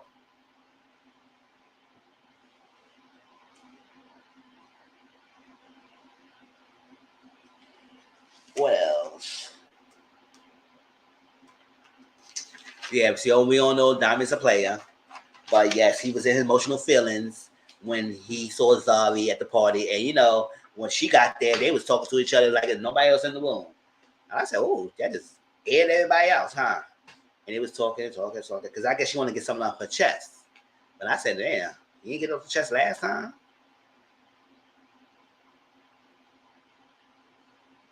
Yeah. Zari is on the back end of her music business. So maybe that's why Annie doesn't know. He knows her. Yeah, that could be possible.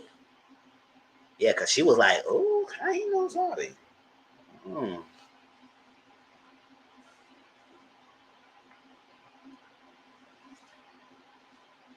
Hey, Jay Rudolph, how you doing, boo? So, another scene that was messed up. Kanye and Andy met up and talk. And I said, "Oh no, what we having this dumbass petty argument for?"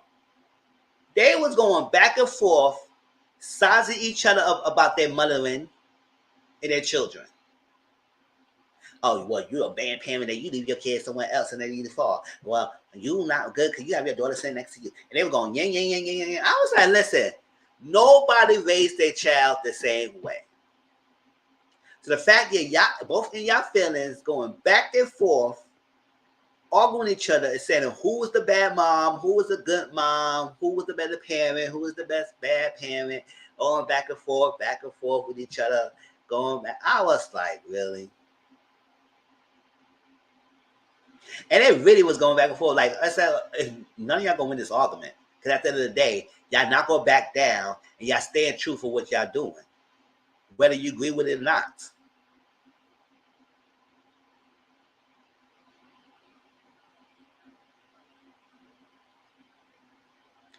I don't love that everyone is talented in their own life. I do love that everyone's talented. Yes, they all talented. Don't get me wrong, they all talented. They all listen, I can see myself hanging in a room with people like that. And it's chill. I mean, just have a good vibes. Maybe I'm gonna be elevated to the status that they are. But hey, get the connection, build up my YouTube channel. Hey, I do that. Sure. And stuff like that. What else happened on this film? So, oh, we found out Annie and not Annie, Connie and Zari know each other. There's a mutual friendship, and they kind of know it close to each other because they both had dated the same person. I said, "Oh, how that happen?" And they're not really best of friends, but they cool with each other. They had that little drinks and shading kind of back and forth and talk with each other, but they wasn't really shading too much. But talking back and forth and saying, "Hey, yes, what the laws was stuff like that, and what just happened here, and I saw you doing this way." And she said, "No, I saw you do it." And they both in the camp. They said, "Listen, what is it? It is what it is. We in our own rights. We making our own money. Every bosses and every rights. So that past is the past. Let it be." Whether how we knew each other by the same man doesn't matter. We elevated from here. Sure. That's what I'm saying. They will hate each other, but they say they're not best of friends. So they might be frenemies a little bit. Because that was like they had a casual conversation about how they met and how they had a mutual guy that you both were seeing. And it was a fit to eat it. They had a conversation, drinking their cocktails. I said, "Oh, that's the level of richness that you have." Yes, we see you. I see you. I see you. You see me. You see each other.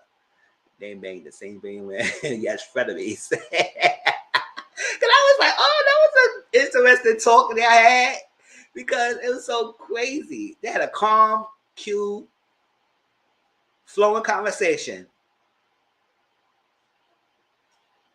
of how they knew each other. It's like, "Oh, you a boss lady, yeah, all that stuff. Yes, I'm doing me on call, yada yada yada." And that's it. Let's see. And naked. Let me see. Nadia, Kanye. Yeah, Nadia, Kanye, and Katie meet up, and I guess Kanye was trying to find a deep dirt from But Mizzle, did you catch the shade doing the toast? Yes, I catch that shade. That's what I said. They were shading each other. They were sitting there, had a common flow conversation, and throwing shade. And when they toasted with the raspberry in the middle and stuff like that, and they had two champagne. This is what it is, and they got a raspberry in the middle because that's the balls in the middle. I said, "Oh, child." I said, "Yeah, we could toast and everything on. Don't forget, it was a piece of balls between us, and we were drinking." It said, "But this week, it was definitely shade when that toasted." And I said, and they look at each other.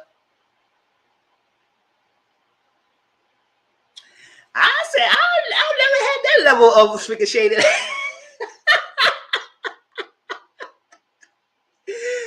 Shoot. Whole car class chicks shading each other over on how they knew each other. And with the toast. I said, yes, I cashed that opulence. And I was like, oh, I was here for it. Watching that whole scene. Let me see what else. And I guess Kanye was trying to get more information about the kid, Kelly and Naked DJ, because I guess they kind of know that Naked DJ is not really that type of person. But then again, it was like, we know she's a good girl, and I don't know what's up with him because he's kind of playing the fence and not doing much. No, Kanye took a drink before Sorry finished her toast. That considered disrespectful. Oh, that's it. Oh, because the etiquette's for antics. Hmm. Oh yeah, she did toast, and she took the drink before that. Yes, but then she said something else about that too. So I was like, oh, okay. Oh. You know what? That is considered disrespectful. Don't be taking it before I finish my toast, girl. Sure. Yeah, I was right. They probably all frenemies more than anything else. So they try to get information from Kelly, and I guess she just say, listen, yes, make sure you like, comment, subscribe to my channel, y'all. Share this out.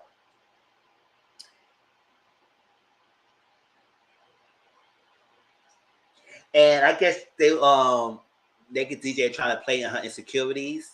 Or no. He trying to say that she's insecure. And Katie said, no, I'm far from that. But what's up with you that you're not trying to commit on anything else? You're not doing what you got to do. You're not figuring line dining me. You're not being romantic like you say you was before. You're doing all that to get me. Now I'm here, and you're not doing much of that. And even Dale was like, oh, man, how this coming on? And so even that interaction with each other, it's like their communication, their language is so different. He thinks one way, she thinks another way, but they somehow connecting with each other. Oh, child.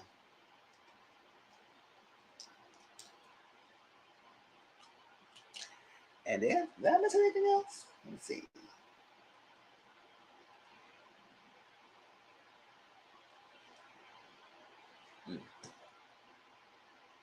Zari and Kanye are fighting for HBIC and don't want to put it all there for everyone, but it's silent between the two. Yeah, it's like a silent competition. It's a kind of silent competition. They size each other up. Yes, I do believe that.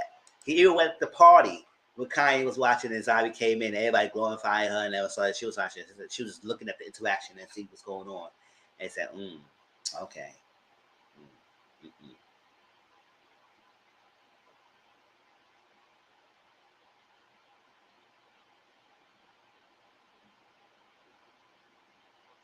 Yeah, that's the time that Zari and Diamond talking. You know, he felt type of way that he messed up. And she was riding down for him. She was there for him, gave him all his chances and stuff like that. And the final straw was like when he just let her go and started cheating on her, and that's that. And you just broke up the family because we could have been in one whole happy family.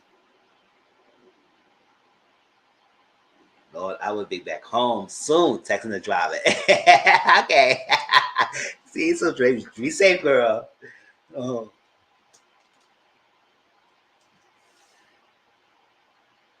I mean, that's it. That's all. Yeah, I think that's all the Famous Africa. That was the first two episodes. If I miss anything, y'all let me know. Put more conversation down below. So we gonna get to Love and Marriage Huntsville. And that's it. We're gonna watch 3 or 4. We're gonna talk about 3 or 4 next week. Kanye won season 1 against Zari. Oh, Kanye did!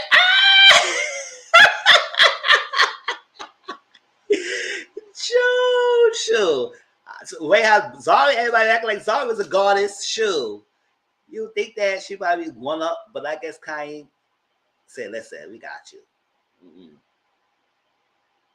Yeah, she got other kids. She got 2 from Diamonds, and she has 3 others, I think, from another guy, somebody else. How many kids? She got 5? Yeah, I think she got 5 kids. 2 from Diamond, and 3 others from anybody else. Or she had 5 from somebody else. Listen, she have a lot of kids. I know 2 from Diamonds. Sure.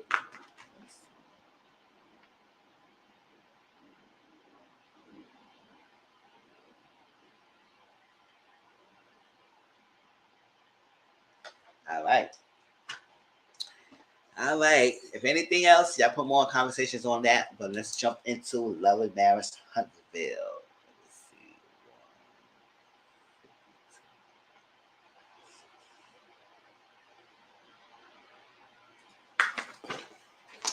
Oops, I forgot the new banner. But most of us already know the characters of Love and Marriage Huntsville, so I don't even need to put no picture up.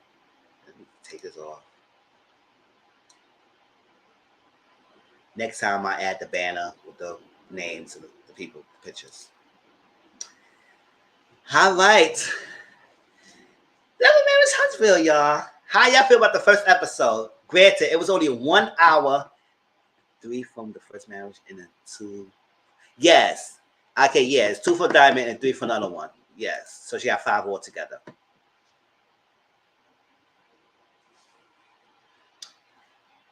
How y'all feel about Love and Marriage Huntsville? The first episode. It was only 1 hour. Now, DVR tricked me and thought it was a 2-hour premiere. I was so excited. I said, "Oh, they exported eyes for 2 hours."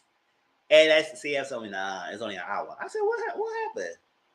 The next hour was Marry Me Now. I said, They just want to tack that in there to get the ratings, huh? I said, chill, put that in a separate show. Next week, I think they would do that. They would separate the both shows because they had to do that for now. But don't keep putting everything 2 hours down. Sure. But Love and Marriage Huntsville was good. It was definitely a good episode.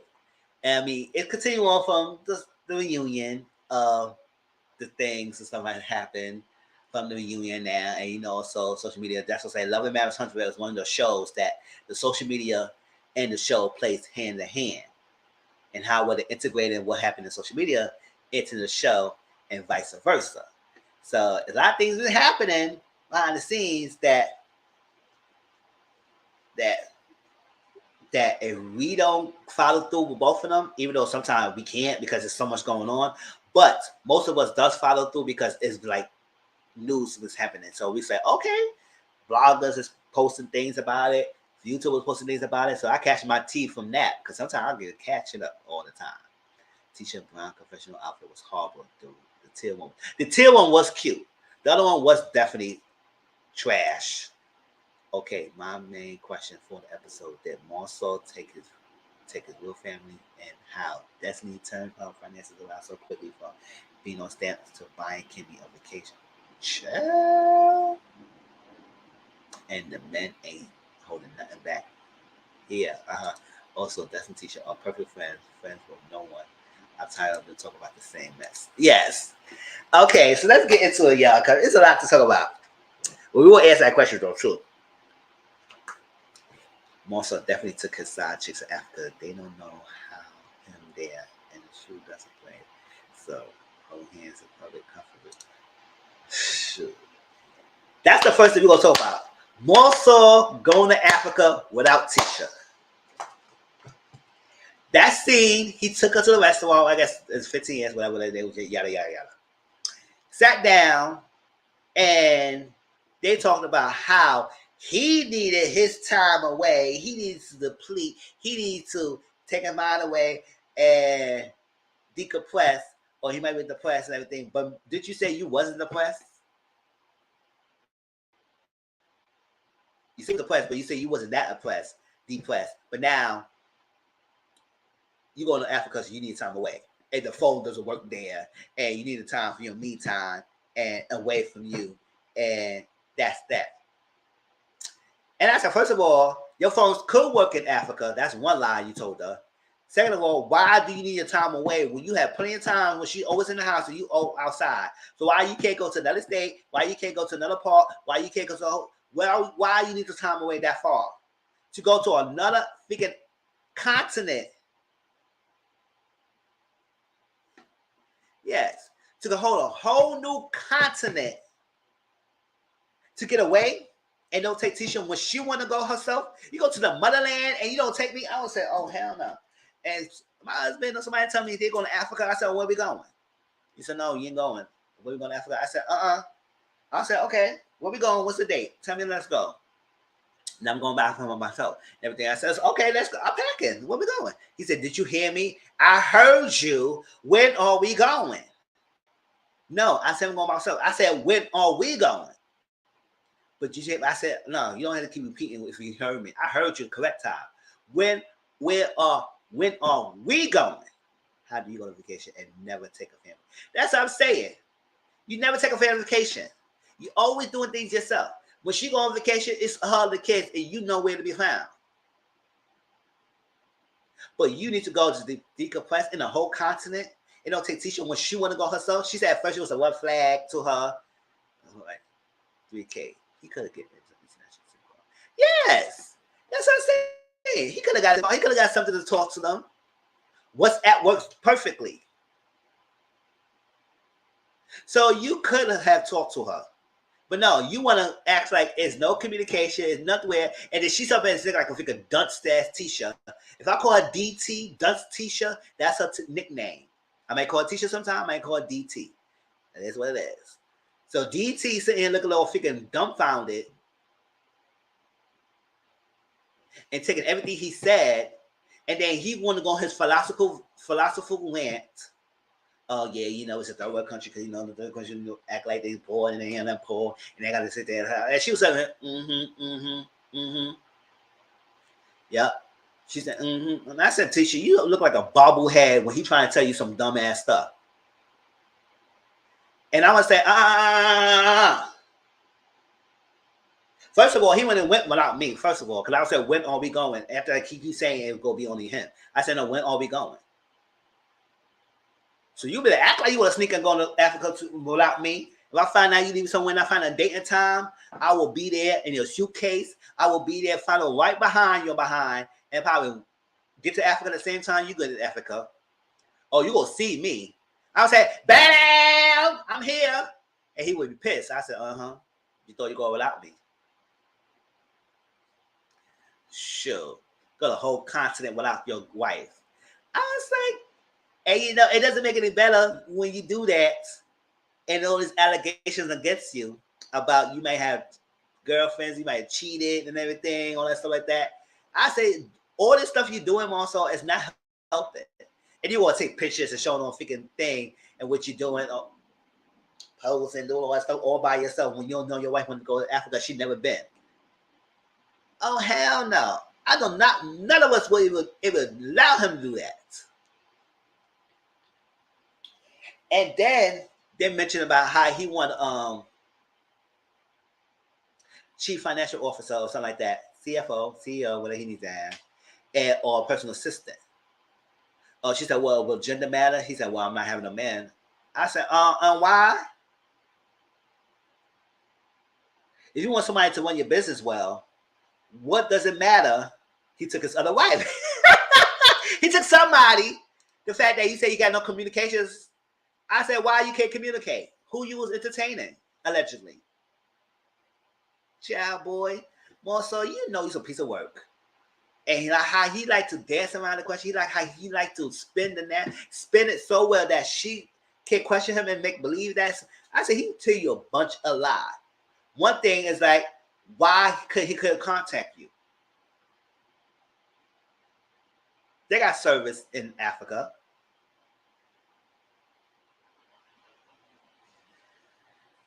You didn't want her to contact you because you don't want her to know what you're doing over there.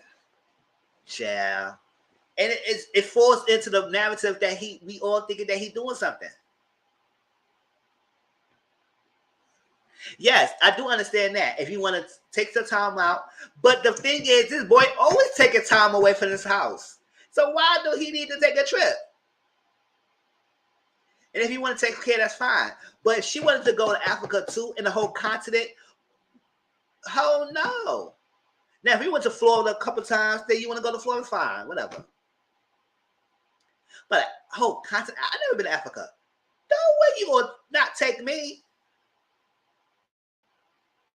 And remember, she said she was not okay with that at first. And then also she okay, and then he just took it. And then he mentioned about he wanted a personal assistant. And he said, well, he's not getting a man. I said, why you don't know no man? I said, mm-hmm. Now, I remember last season, you had a whole fit that she said she wanted an assistant. And you told her she can't have no man assistant. Oh, wait, did he say that? Yeah, he did say that. You can't have no man assistant. But yet, you want to have a female assistant. I said, you better have freaking bougie. You better have a Brianna and go or have an older chick, Estime. You better have Estime or Brian. You better get no freaking young or diamonds. You better get no strawberry. You better get no sapphire. You better get none of those freaking names over here. You better get Birthday or Brian. Oh, there, sure.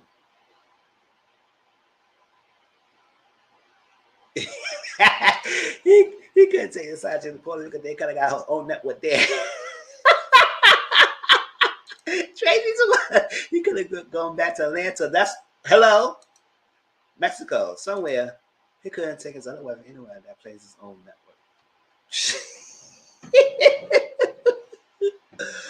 But yes, so he said he don't want no man assistant, and he want a female assistant. And she said, no, it got to be an older female. As Tisha or DT said, listen, I'm going to choose and approve the person you want as a CEO, CFO, or a personal assistant for your business. I'm going to prove it. And I'm not asking you, I'm telling you. I said, okay, oh.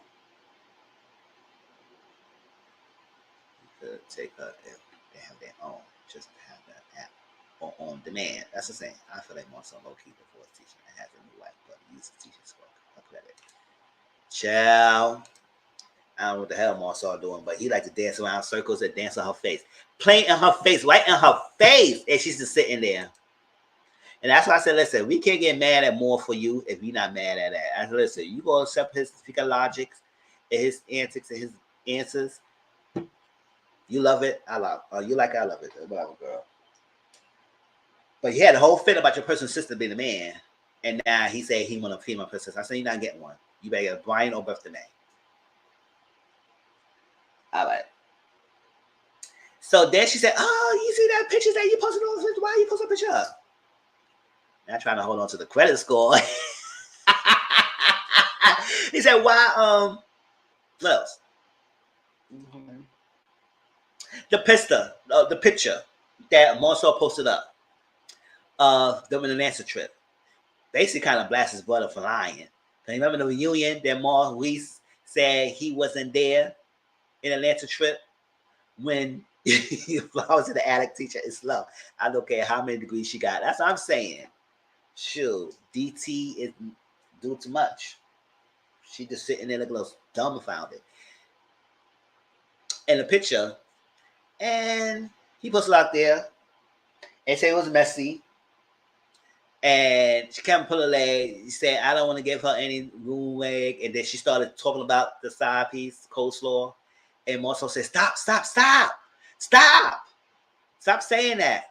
Stop. You playing on. I said, uh-huh. Because Amy Curry with a 2-parent household going to say, listen, y'all using my likeness on the show. You better stop. Y'all using my likeness. So, 2-parent household is watching the show. So 2-parent household see the show. You better stop talking about 2-parent household. So don't say her name. And Marcel was right about that. Because she's going to start saying y'all using her likeness. Because she's from 2-parent household. All right?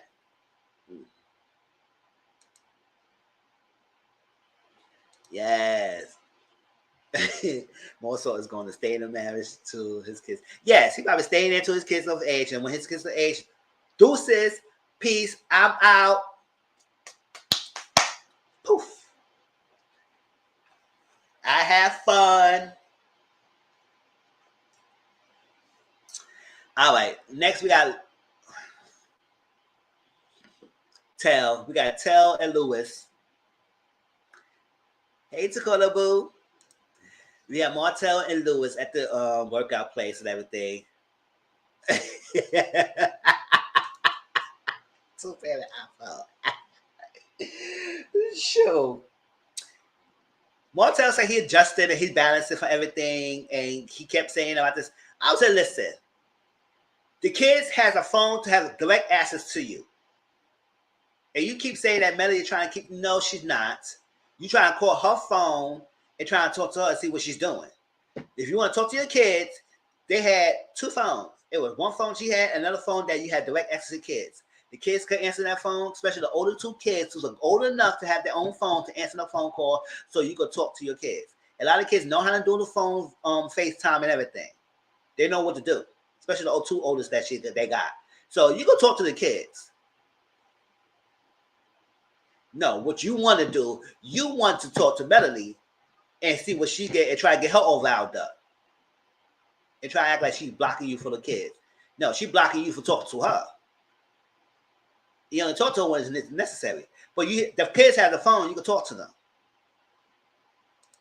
I have been having bad luck lately, but being able to catch you around a few times, I think. Oh, thank you. Hope this live can make you feel better. You know, like turn around. Okay. Oh, child, we ain't see Tiffany. I would say, hell yeah. Louis not bad. Louis not bad. I ain't really like Tiffany like that. Louis not bad. And I like him because he does not back down from more soul behind him. More soul think like he know it all and he could tell what everybody could say, what he need to say, and nobody can question him, nobody can challenge him and nothing like that. And he thinks he knows it all and he thinks he knows everything. And he talks to us like we're a Rubik's Cube out of freaking people. No, talk to us directly, but you know, he likes to talk in circles. Tiffany is Mel's only friend. I want him to go as teacher, and that's it for the mess. Oh, and the mess. Tiffany was snitch. Child. So he keep insisting, insinuating that Melody was cheating on the same time he's cheating. I said, no, she didn't. You kept cheating. She left you behind, even though she did because she went back. But she left you the time at the time. Technically, yes, it's cheating. But at the same time, we don't deem it's cheating because she left you behind and you kept cheating way before she ever did anything stepping out the household. So, mix me with that. Now, if you're a bad guy because you're the bad guy. Now, everybody want to air their bones out and make you the bad guy, fine, whatever. Because we all think that each one of them has some skeletons too. We ain't stupid. I like Kimmy and Mel cool. Yes, I do like that they are still cool. I think Kimmy and Mel are cool. Yeah, they are. All right. So he keeps sitting with it. I said, whatever, Martell. You can go on with yourself. So Louis said, listen, you talk about pillow talking and not breaking the code. More so putting a picture, it's kind of broke the code. And now Martell said, listen, I don't want no Maurice family to get messed up and everything because of stuff this brother is doing being messy. Yes, his brother was being messy. And you gonna miss me about that joke because it was no joke. Now, if it was a joke, you would have put it in like a group little chat between the people who's not on social media, and y'all can have a little kiki with y'all each other. But the fact you put it on social media, you know what that was insinuating. Marceau, don't play yourself. Because, yes, I know he loved his brother, but Marceau only think about his own feelings and his own emotions. He don't care about anything else. He said it on the dinner table. He don't care about other people's feelings. So I posted up there. But don't mask it as a joke. Just speak truth. But then we never gonna get the truth from him. Because he don't speak the truth.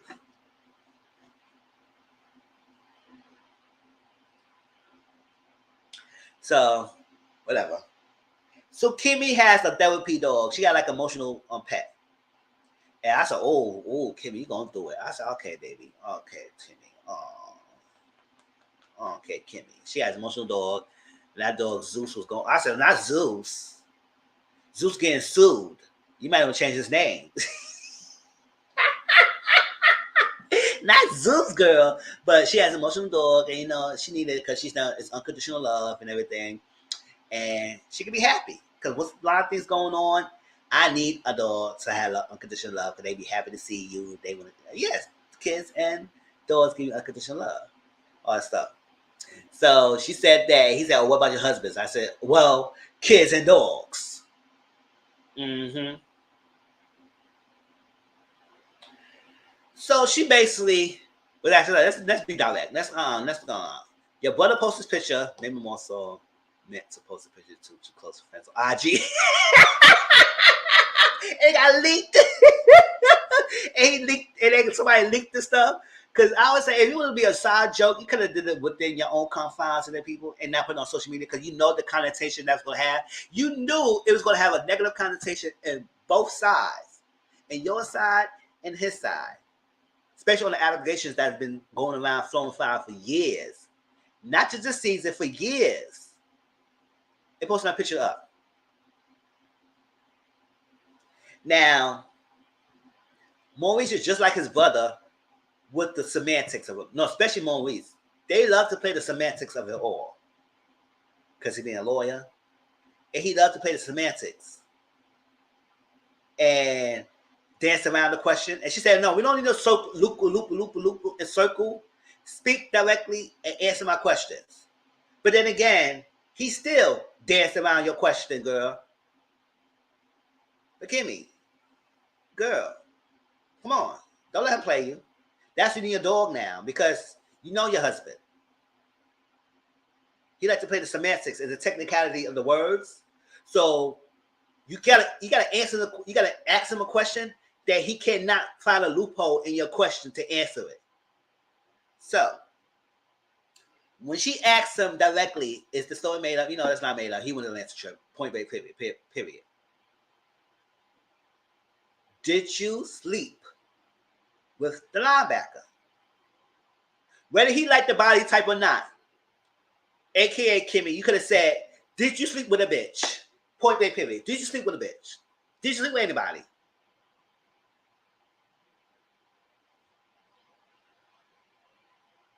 Yes. Did you sleep with a chick or the B? Anybody? Did you sleep? He said, his answer was, you know I would never date a linebacker. That's not what she asked you. She didn't ask you if you date a linebacker. She asked you, did you sleep with a linebacker? Did you sleep with a woman? But she said, use that word linebacker, he was zooming in that loophole. That word linebacker was the loophole. I would never date with a linebacker. She didn't ask you that. Did you sleep with a linebacker? Did you sleep with a bitch? Like, did you sleep with her? Did you sleep with somebody? One pair. And then he tried to move it in with a kiss. And she said, oh, not the lips. You think you're off the hook? No, you're not. And he said, you want me to care, but you know I don't care about the situation. So since you care, I'm going to care because you want me to care. And since you care and it's about the situation, I'm going to care because you care. No, we not dancing all that. No. You better care because you know the connotation of what was happening. And on top of that whole years that we thinking that she was, they had people thinking that Kimmy was a side piece.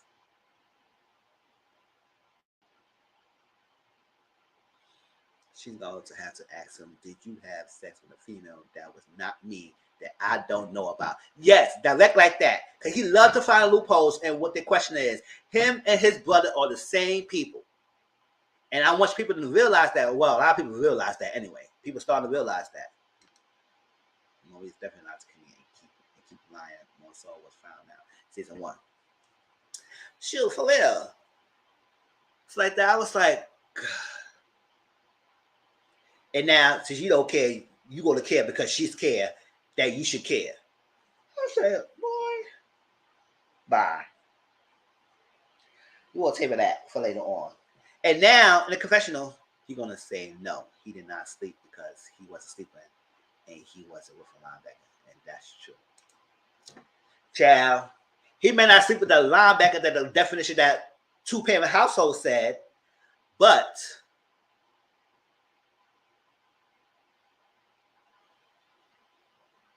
y'all all was in a guy's trip, knowing full well two-parent household was there, aka coleslaw. That's the nickname that people give her. You need to tell me that none of y'all had y'all little boo things. Now, whether you sleep with them or not, y'all probably had some boo things with y'all at that guy's trip. and y'all all kept that a secret and knew the secret, and y'all all knew. Your wives find out when y'all came home and tell your wives, and the one person y'all supposed to be good friends with, Melody, did not know. And I did say in my reunion that Kimmy didn't know, but Kimmy did know. Because I think she found out, he said, why is a lie? You was there. That's what I'm saying. He may have slept with the linebacker, but he slept with someone or he messed with someone. And now here go Kimmy. With the technicalities of I said, Kimmy, now we like you, girl, but we won't be excusing his behavior, accepting his behavior, then we ain't gonna be mad at for you either. Because you know your husband. She was saying, well, at that time we was dating, so it could be cheating, but it's not technically cheating because we wasn't married, but we was dating, so it's not cheating. Even though he was with me, but it's not cheating because we was dating and we was not married, so it's not cheating. I said, girl, what you saying? If you was dating at the time with Maurice and y'all was not exclusive, then I could see why it's not considered cheating. But you was, to correct me if I'm wrong, was exclusive dating Kimmy. It was exclusively dating Kimmy at that time. Then that is considered cheating if you mess with someone at that trip, whether you marry or not. Now, whether she want to forgive you or not, because it happened so years ago, whatever not, it's not happening now. Okay, whatever. But don't try semantics and technicality that I think talk about it. No, hell no. We ain't doing that. Oh, child. When I saw that ad, and that was good, I was on forward past it, right? Fast forward. And I said, Brittany and Jana, I said, this Kimmy in a commercial?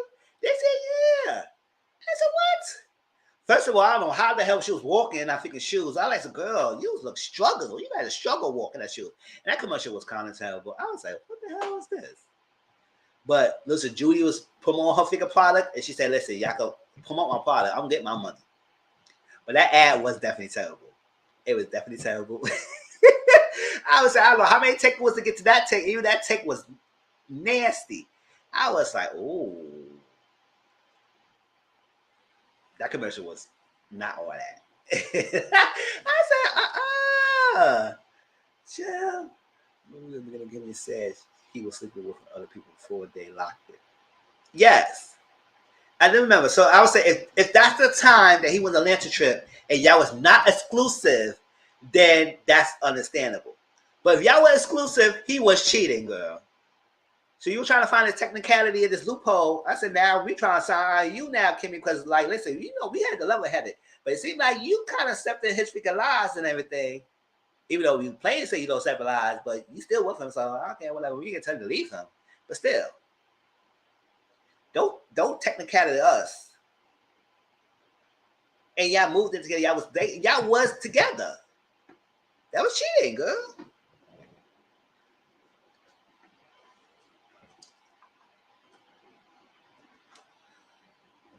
Oh, it's in between the commercial. When the commercials happened, Tisha did an ad of promoting Judy's miracle product.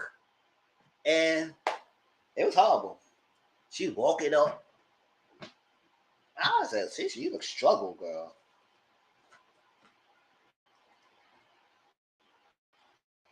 What else?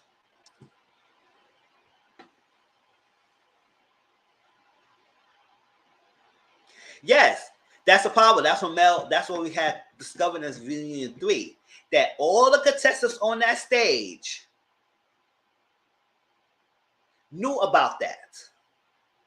Knew about the interaction with Melanie, Martell in the two-parent household. And nobody said anything to Melanie. Or on her face, Kiki.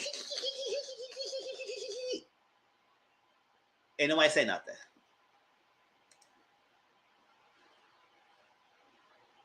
And Destiny knew because Destiny and Martell was friends before he got with Melanie. So she knew already too. So everybody knew.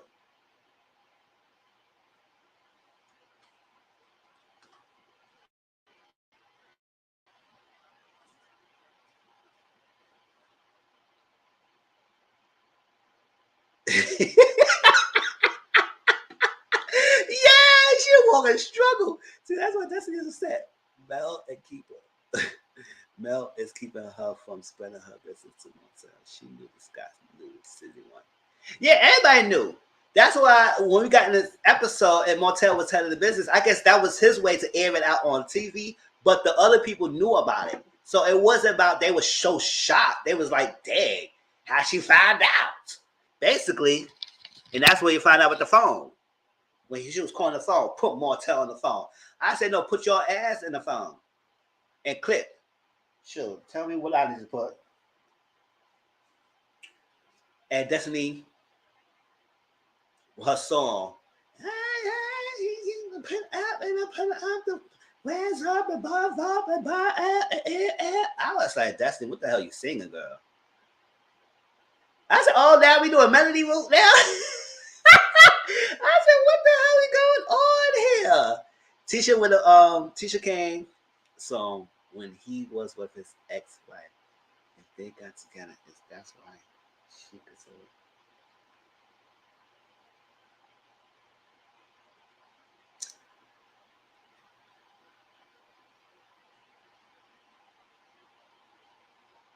Oh, she said she never messed with him when he was with Kiowa.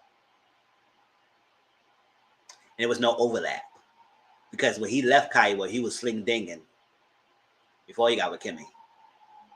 That's what he said. And he cleared it up because all these years he was not clarifying what happened. Well, if it did, it was overlap. That's on him.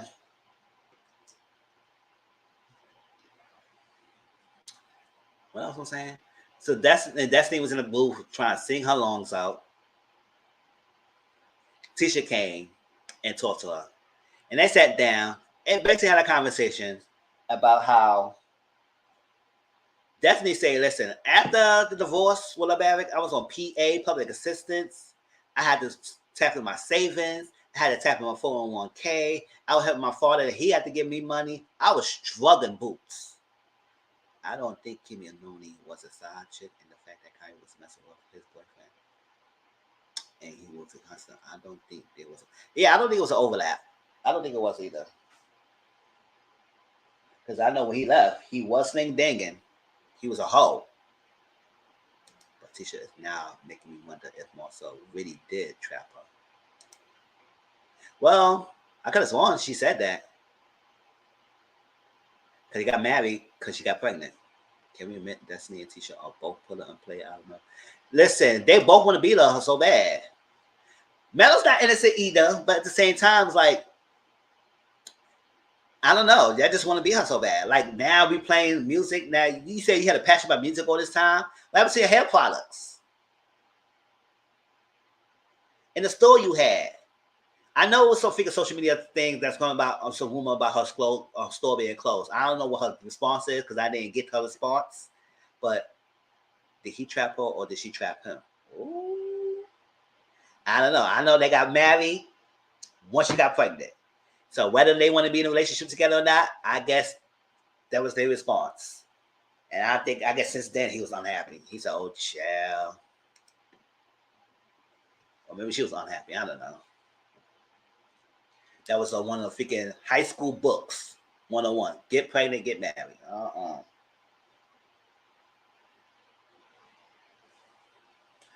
So she was struggle boots. I said, oh, Destiny, you struggle like that? But hey, listen, it was nothing wrong with being on food stamps or like that. Because listen, I have food stamps for a while now until they start cutting me down to $15 now, $15 a month. I said $15. What the hell I do with this? So I was getting $200 food stamps. Well, EBT, they changed the name, but we still call it food stamps. And then, SNAP. And then I was thinking my bread. They said, up now, club $15. I said, oh, child, the store's open. She has no employees. Okay. So she working by herself. Shit, I knew food stamps. That's what I'm saying. I was loving food stamps at the time, even when I was making some money. But now I'm making good enough money. They said, oh, you don't need no food stamps. You got $15. And then after that, they said, no, you don't qualify anymore. And now everyone is mad at Mel and trying to bring her down like she did something to them. No, never get me wrong. Melanie is not innocent either because she has some ways with her too. She has some ways with her too. Because I remember when she first got the scene, she was acting like she was above everybody, even though she was going to have her own thing. She had other things with her too. But because of Martell did what he did, yes, we all side with her. But don't get it twisted. Melanie is not that innocent in her little ways and everything. But I would never discredit how they was freaking glorifying and being happy about the demise of her relationship, especially Tisha. That's why she don't rock with her like that. They try to act like you was not freaking glorifying and freaking poking fun at her demise of her marriage, girl. Sure. I am looking for some food stamps. That's what I'm saying. That cut me off real quick when I was making some good money. I said, child, I go for $200 something for freaking $15. I said, I would slap my face. I said, how can I live with that? And I don't care. I don't have it anymore. So it is what it is. So basically, they was in a trip. She was above them. She was above them. She told Tisha about the mess with Monsoul. She had lied to. She hasn't lied to them. She continues to elevate. Meanwhile, to be a creep. Yeah, no, I do agree with that. I do agree with them. If you find out everyone knew your man was cheating and didn't tell you when you changed the way. Oh yes, yes. That's what I'm saying. I agree with Melody. You know what I'm saying? Melody has her ways with her.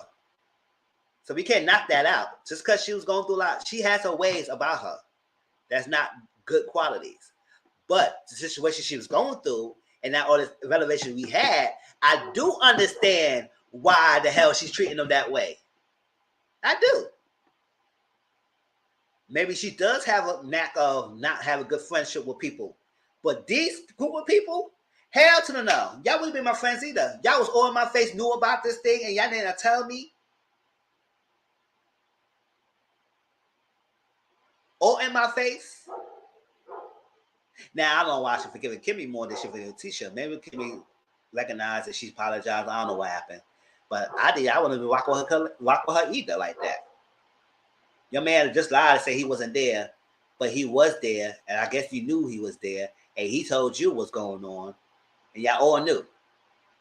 So yes, I would change the way I feel about you. I'm just not knocking that Melody has her own ways as well. But with this group of people, I understand how she's treating them because how they knew and she didn't tell her. It's like that. And so Tisha was at a trip in LA and Destiny was there. It was at Tisha's room and DT and Destiny was talking and they was talking about the reunion and what Destiny missed. And Tisha was putting her up there on it. And Melly was in the next room, ear hustling. She said, oh, all of that. Now, information that she was hearing, it was something that happened in the reunion, so she knew all that stuff they were saying. So they was going to talk about that. Melody said that Destiny admitted that she would talk about her and apologized for that.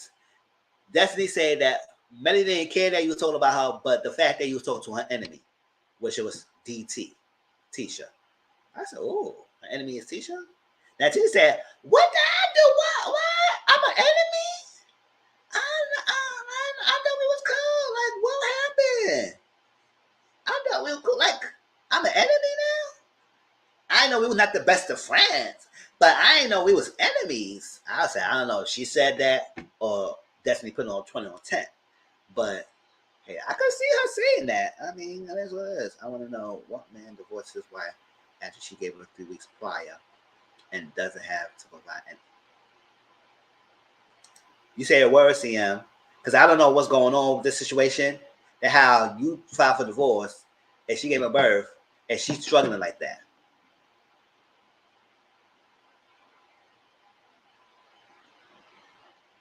Oh, he's got to. Why are you always doing interviews? Give him a freaking peach and get him somewhere because he's doing the most. Oh, yeah. Something like that. Get him something because I don't know why he keep doing the freaking interviews. Like, why? Why? They didn't put you on the show yet. You make appearances, but they didn't put you on the show like that.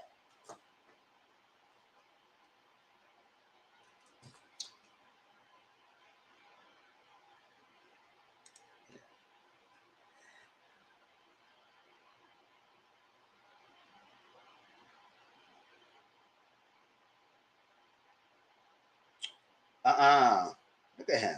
Look at him. So, you remember the pop of the paper food stamps? I used to be embarrassed going down the store with those. Yeah, I remember the paper food stamps. The 90s was the ish. That book of stamps. Yes. Until they made it start putting the cards.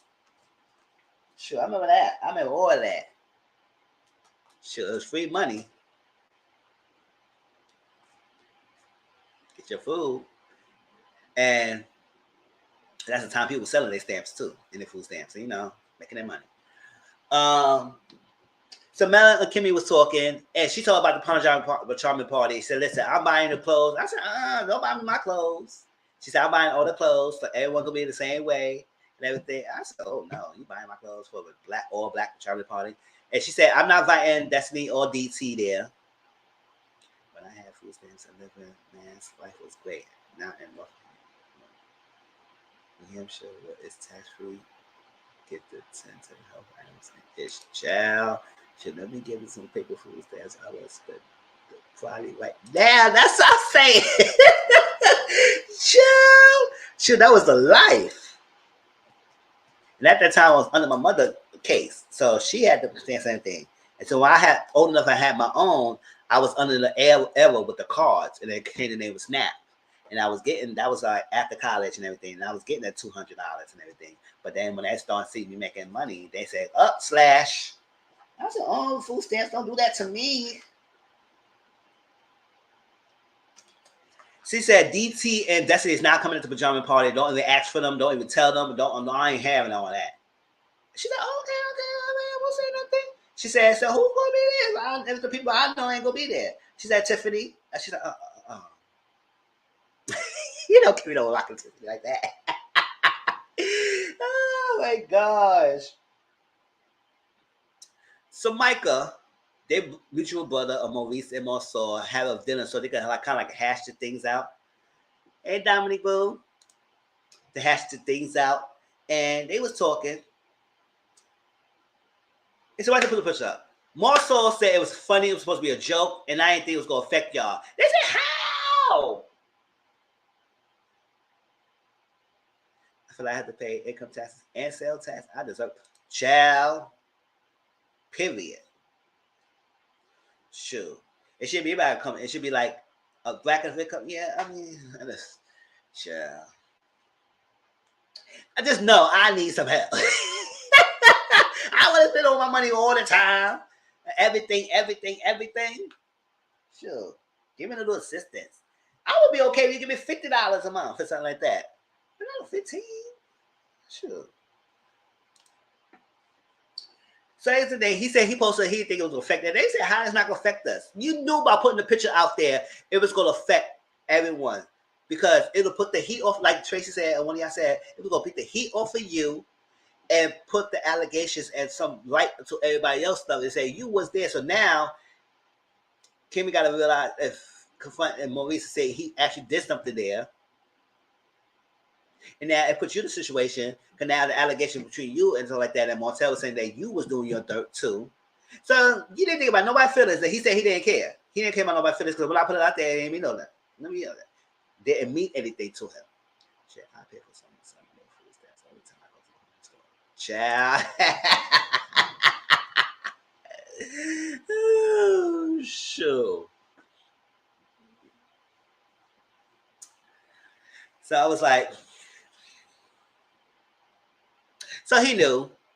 And then Tisha, DT or Tisha will act like she was not affected. Because I could have sworn you say it was all social media, but you basically was not off. You was still watching and looking at it. She said, well, when I'm in a good mood, I'm watching. When I'm not, and I don't feel like reading it and everything, and I spawned here and there. And I said, so you don't respond? Because I remember last time when that picture dropped, you were responding. So I said, either you not on social media or you on social media, girl. Obviously you on. Yeah, Kansas school. They send you food stamp card that have $900. Child, that is the life. Especially if you have more than one kid. Child.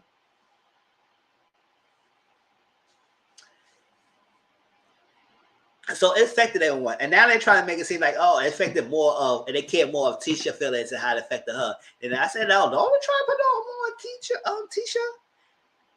Well, it said it affected each one of y'all at that table. The more so, didn't think about that. He said he don't care.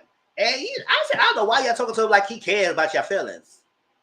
And now Maurice said, listen, you had two kids out there that came out of nowhere. Now, what if I would have posted a picture and with a cradle and said, you got some kids? She said, no, that's too far. See, that's exactly what he said. Oh, that's too far that he would say that, but it wasn't too far that him putting on pictures that he was at the trip. Now, he should have lied. Now, there was no need for them to put in your blast if he didn't lie. But at the same time, you putting out there put all of us in jeopardy. It put us in situations. And he said stuff that I do know that I put out there, but I keep it considerate and I know what I post. So it's stuff that I know that I'll put out there. So don't try me. I mean, he didn't say don't try me, but he basically said he knows stuff that he didn't put out there himself. So you should understand putting stuff out there and putting on social media could affect us. So tread lightly, wrong road that you put going down, Maurice. Oh no, more so. Took her out, which this block-headed boy is in college now. My niece got 7 kids, so she gave me that card. I had that.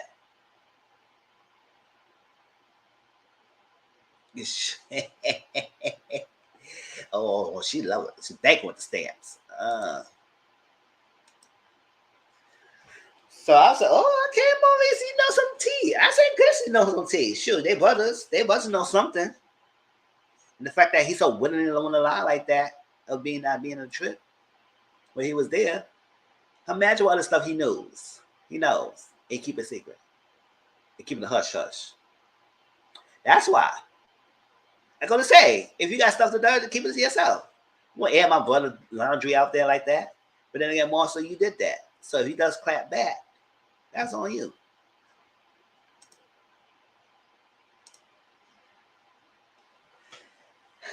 What else? Well, that was the episode, y'all. That was everything.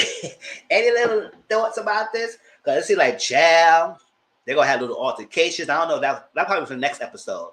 They're going to be sitting down, and they're going to be going back and forth. I know Tisha Cousin's going to be in this season, and there could be some friction between DT and her cousin.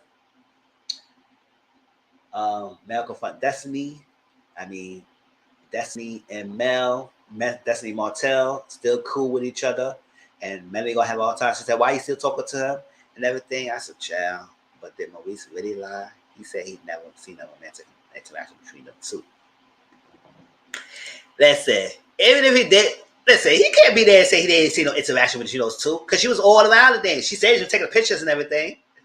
That's what I'm saying. You can't try to help her because the other day it was like, at what degree that you didn't see no interaction between those two when she was parading around the group all this time? And remember, that was the first time you probably met her. Oh, maybe not. Well, these people knew about the girl for years, and Melody didn't know. So he sees some interaction with them. So you lie. You know he saw them slobs. It's not when you have a good relationship that has your back. Well, that's what I'm saying. So he could dance out his want to. At the end of the day, you was there, Maurice. You was at the trip. Whether or not you slept with someone, that's in the air. That's it. At the end of the day, you was at the trip. And you could have been forthcoming with that. And then when your brother put it out there in the picture, he knew exactly what he was doing. It was no joke. He could say a joke when he want to say a joke, when he want to say a joke, but it wasn't no joke. Sure. That's the case. You shouldn't put it on social media when everybody gonna have an opinion. Yeah. But anything else? Any last little minute thoughts about this? before we get out of here. Child, it was good. So next Sunday, we're going to talk about Put a Ring on It, the next 3 or 4 African, young famous African, and then episode 2 of Love and Marriage Huntsville. You better tell me when I hit this. But yes, I don't think Melanie gonna be filming with a lot of people either. She gonna be mostly filming with Mason Kimmy. But then again, they had that group filming, so I guess that was okay. I don't know if Martell gonna be filming that much with people either. It's mainly with Tiffany and probably Lewis, and that's it. Distracting for the kids. Y'all remember a lady on Twitter was blasting him? Oh, she definitely was.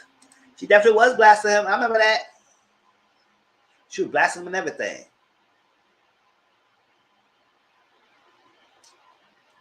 And for the kids movement, I would say, whether he had kids or not, I said, all I know, we all know that Marcel is not squeaky clean in his marriage. He wasn't. But it's not recently, he had done it.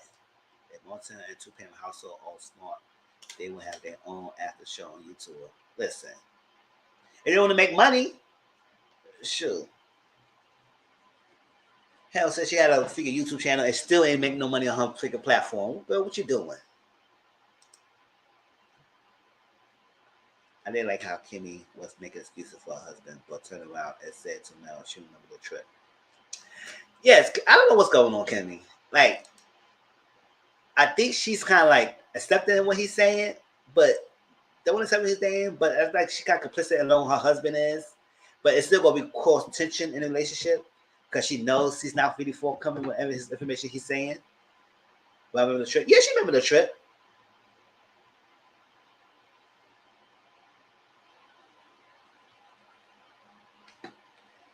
And there was smart. Allegedly, one of the side kids looked like. Oh, they look like a gum-mouth Marsaw. Ooh, she reminded me of a female gremlin. Zeus will take two-parent household and give her a show. Marcel's still on the own. Yes, Marcel's still on the own. So as long as he was on, he can't do nothing else. But two-parent household could get something. But she would play smart and stop being back. Trying to figure attacking these people, going back and forth, and then you want to come here saying that you are, you know what? I'm not saying that because that's a serious situation, and you trying to use that to get the heat off of you. That didn't work, girl. That didn't work. They said she was always licking her lips, her smile, her teeth. Yeah, I just can't. And she's still going on. I said, "Oh, I thought you was in your down moments, girl. Keep off the social media, cause you played just within the situation. Now, if you didn't put yourself in a situation, you wouldn't have to deal with that. And I'm not knocking if anybody go through. You may have been going through that, but you didn't put your situation in a good light when you participated in this whole fiasco. So, girl, bye." And now you still clapping back at some of the cast members. I say, you don't learn your lesson.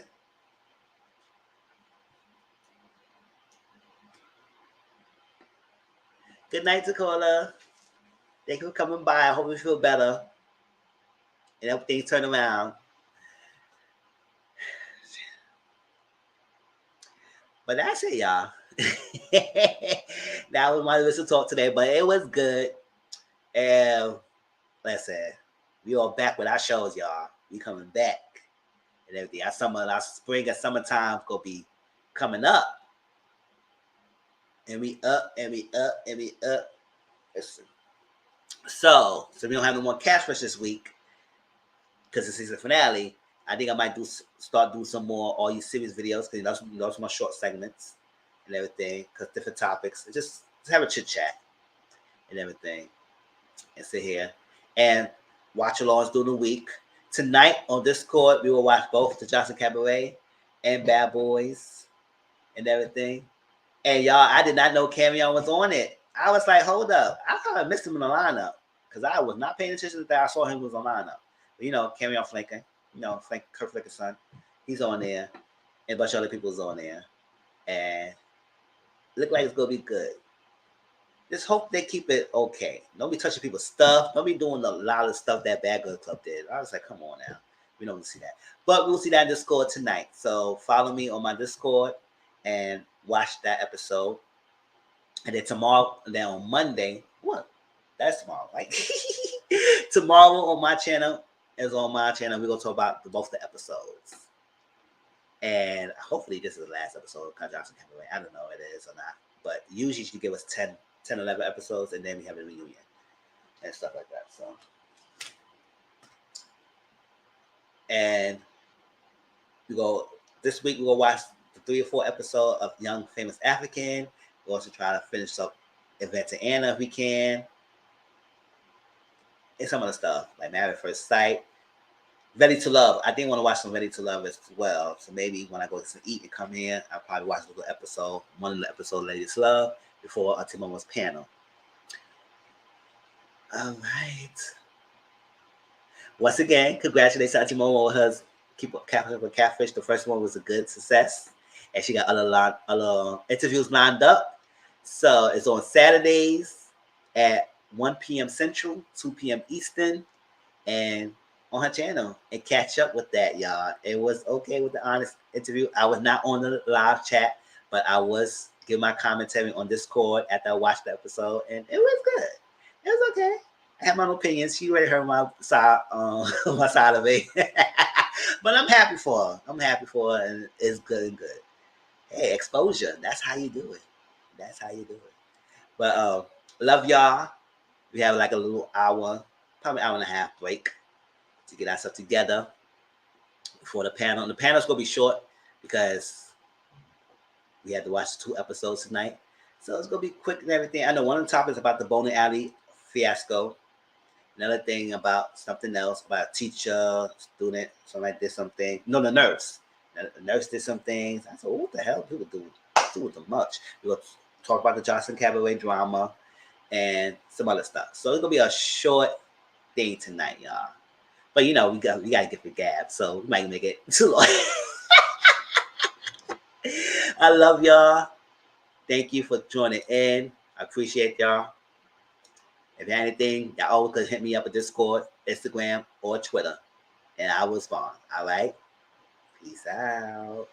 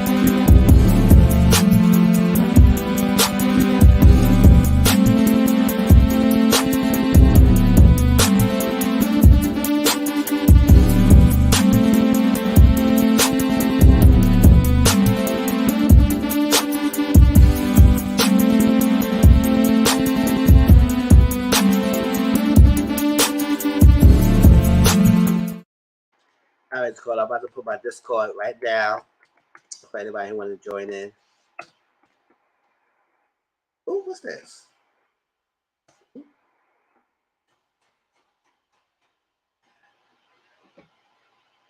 What's that? Did it show up? Because I ain't doing things to put that on that. But if it doesn't show up, you can always DM me and I'll hit you up directly. But it's also in my description box. So it's linked down below too. I'm about to cook and get right. I hear that. All right. Talk to y'all later, y'all. Peace out.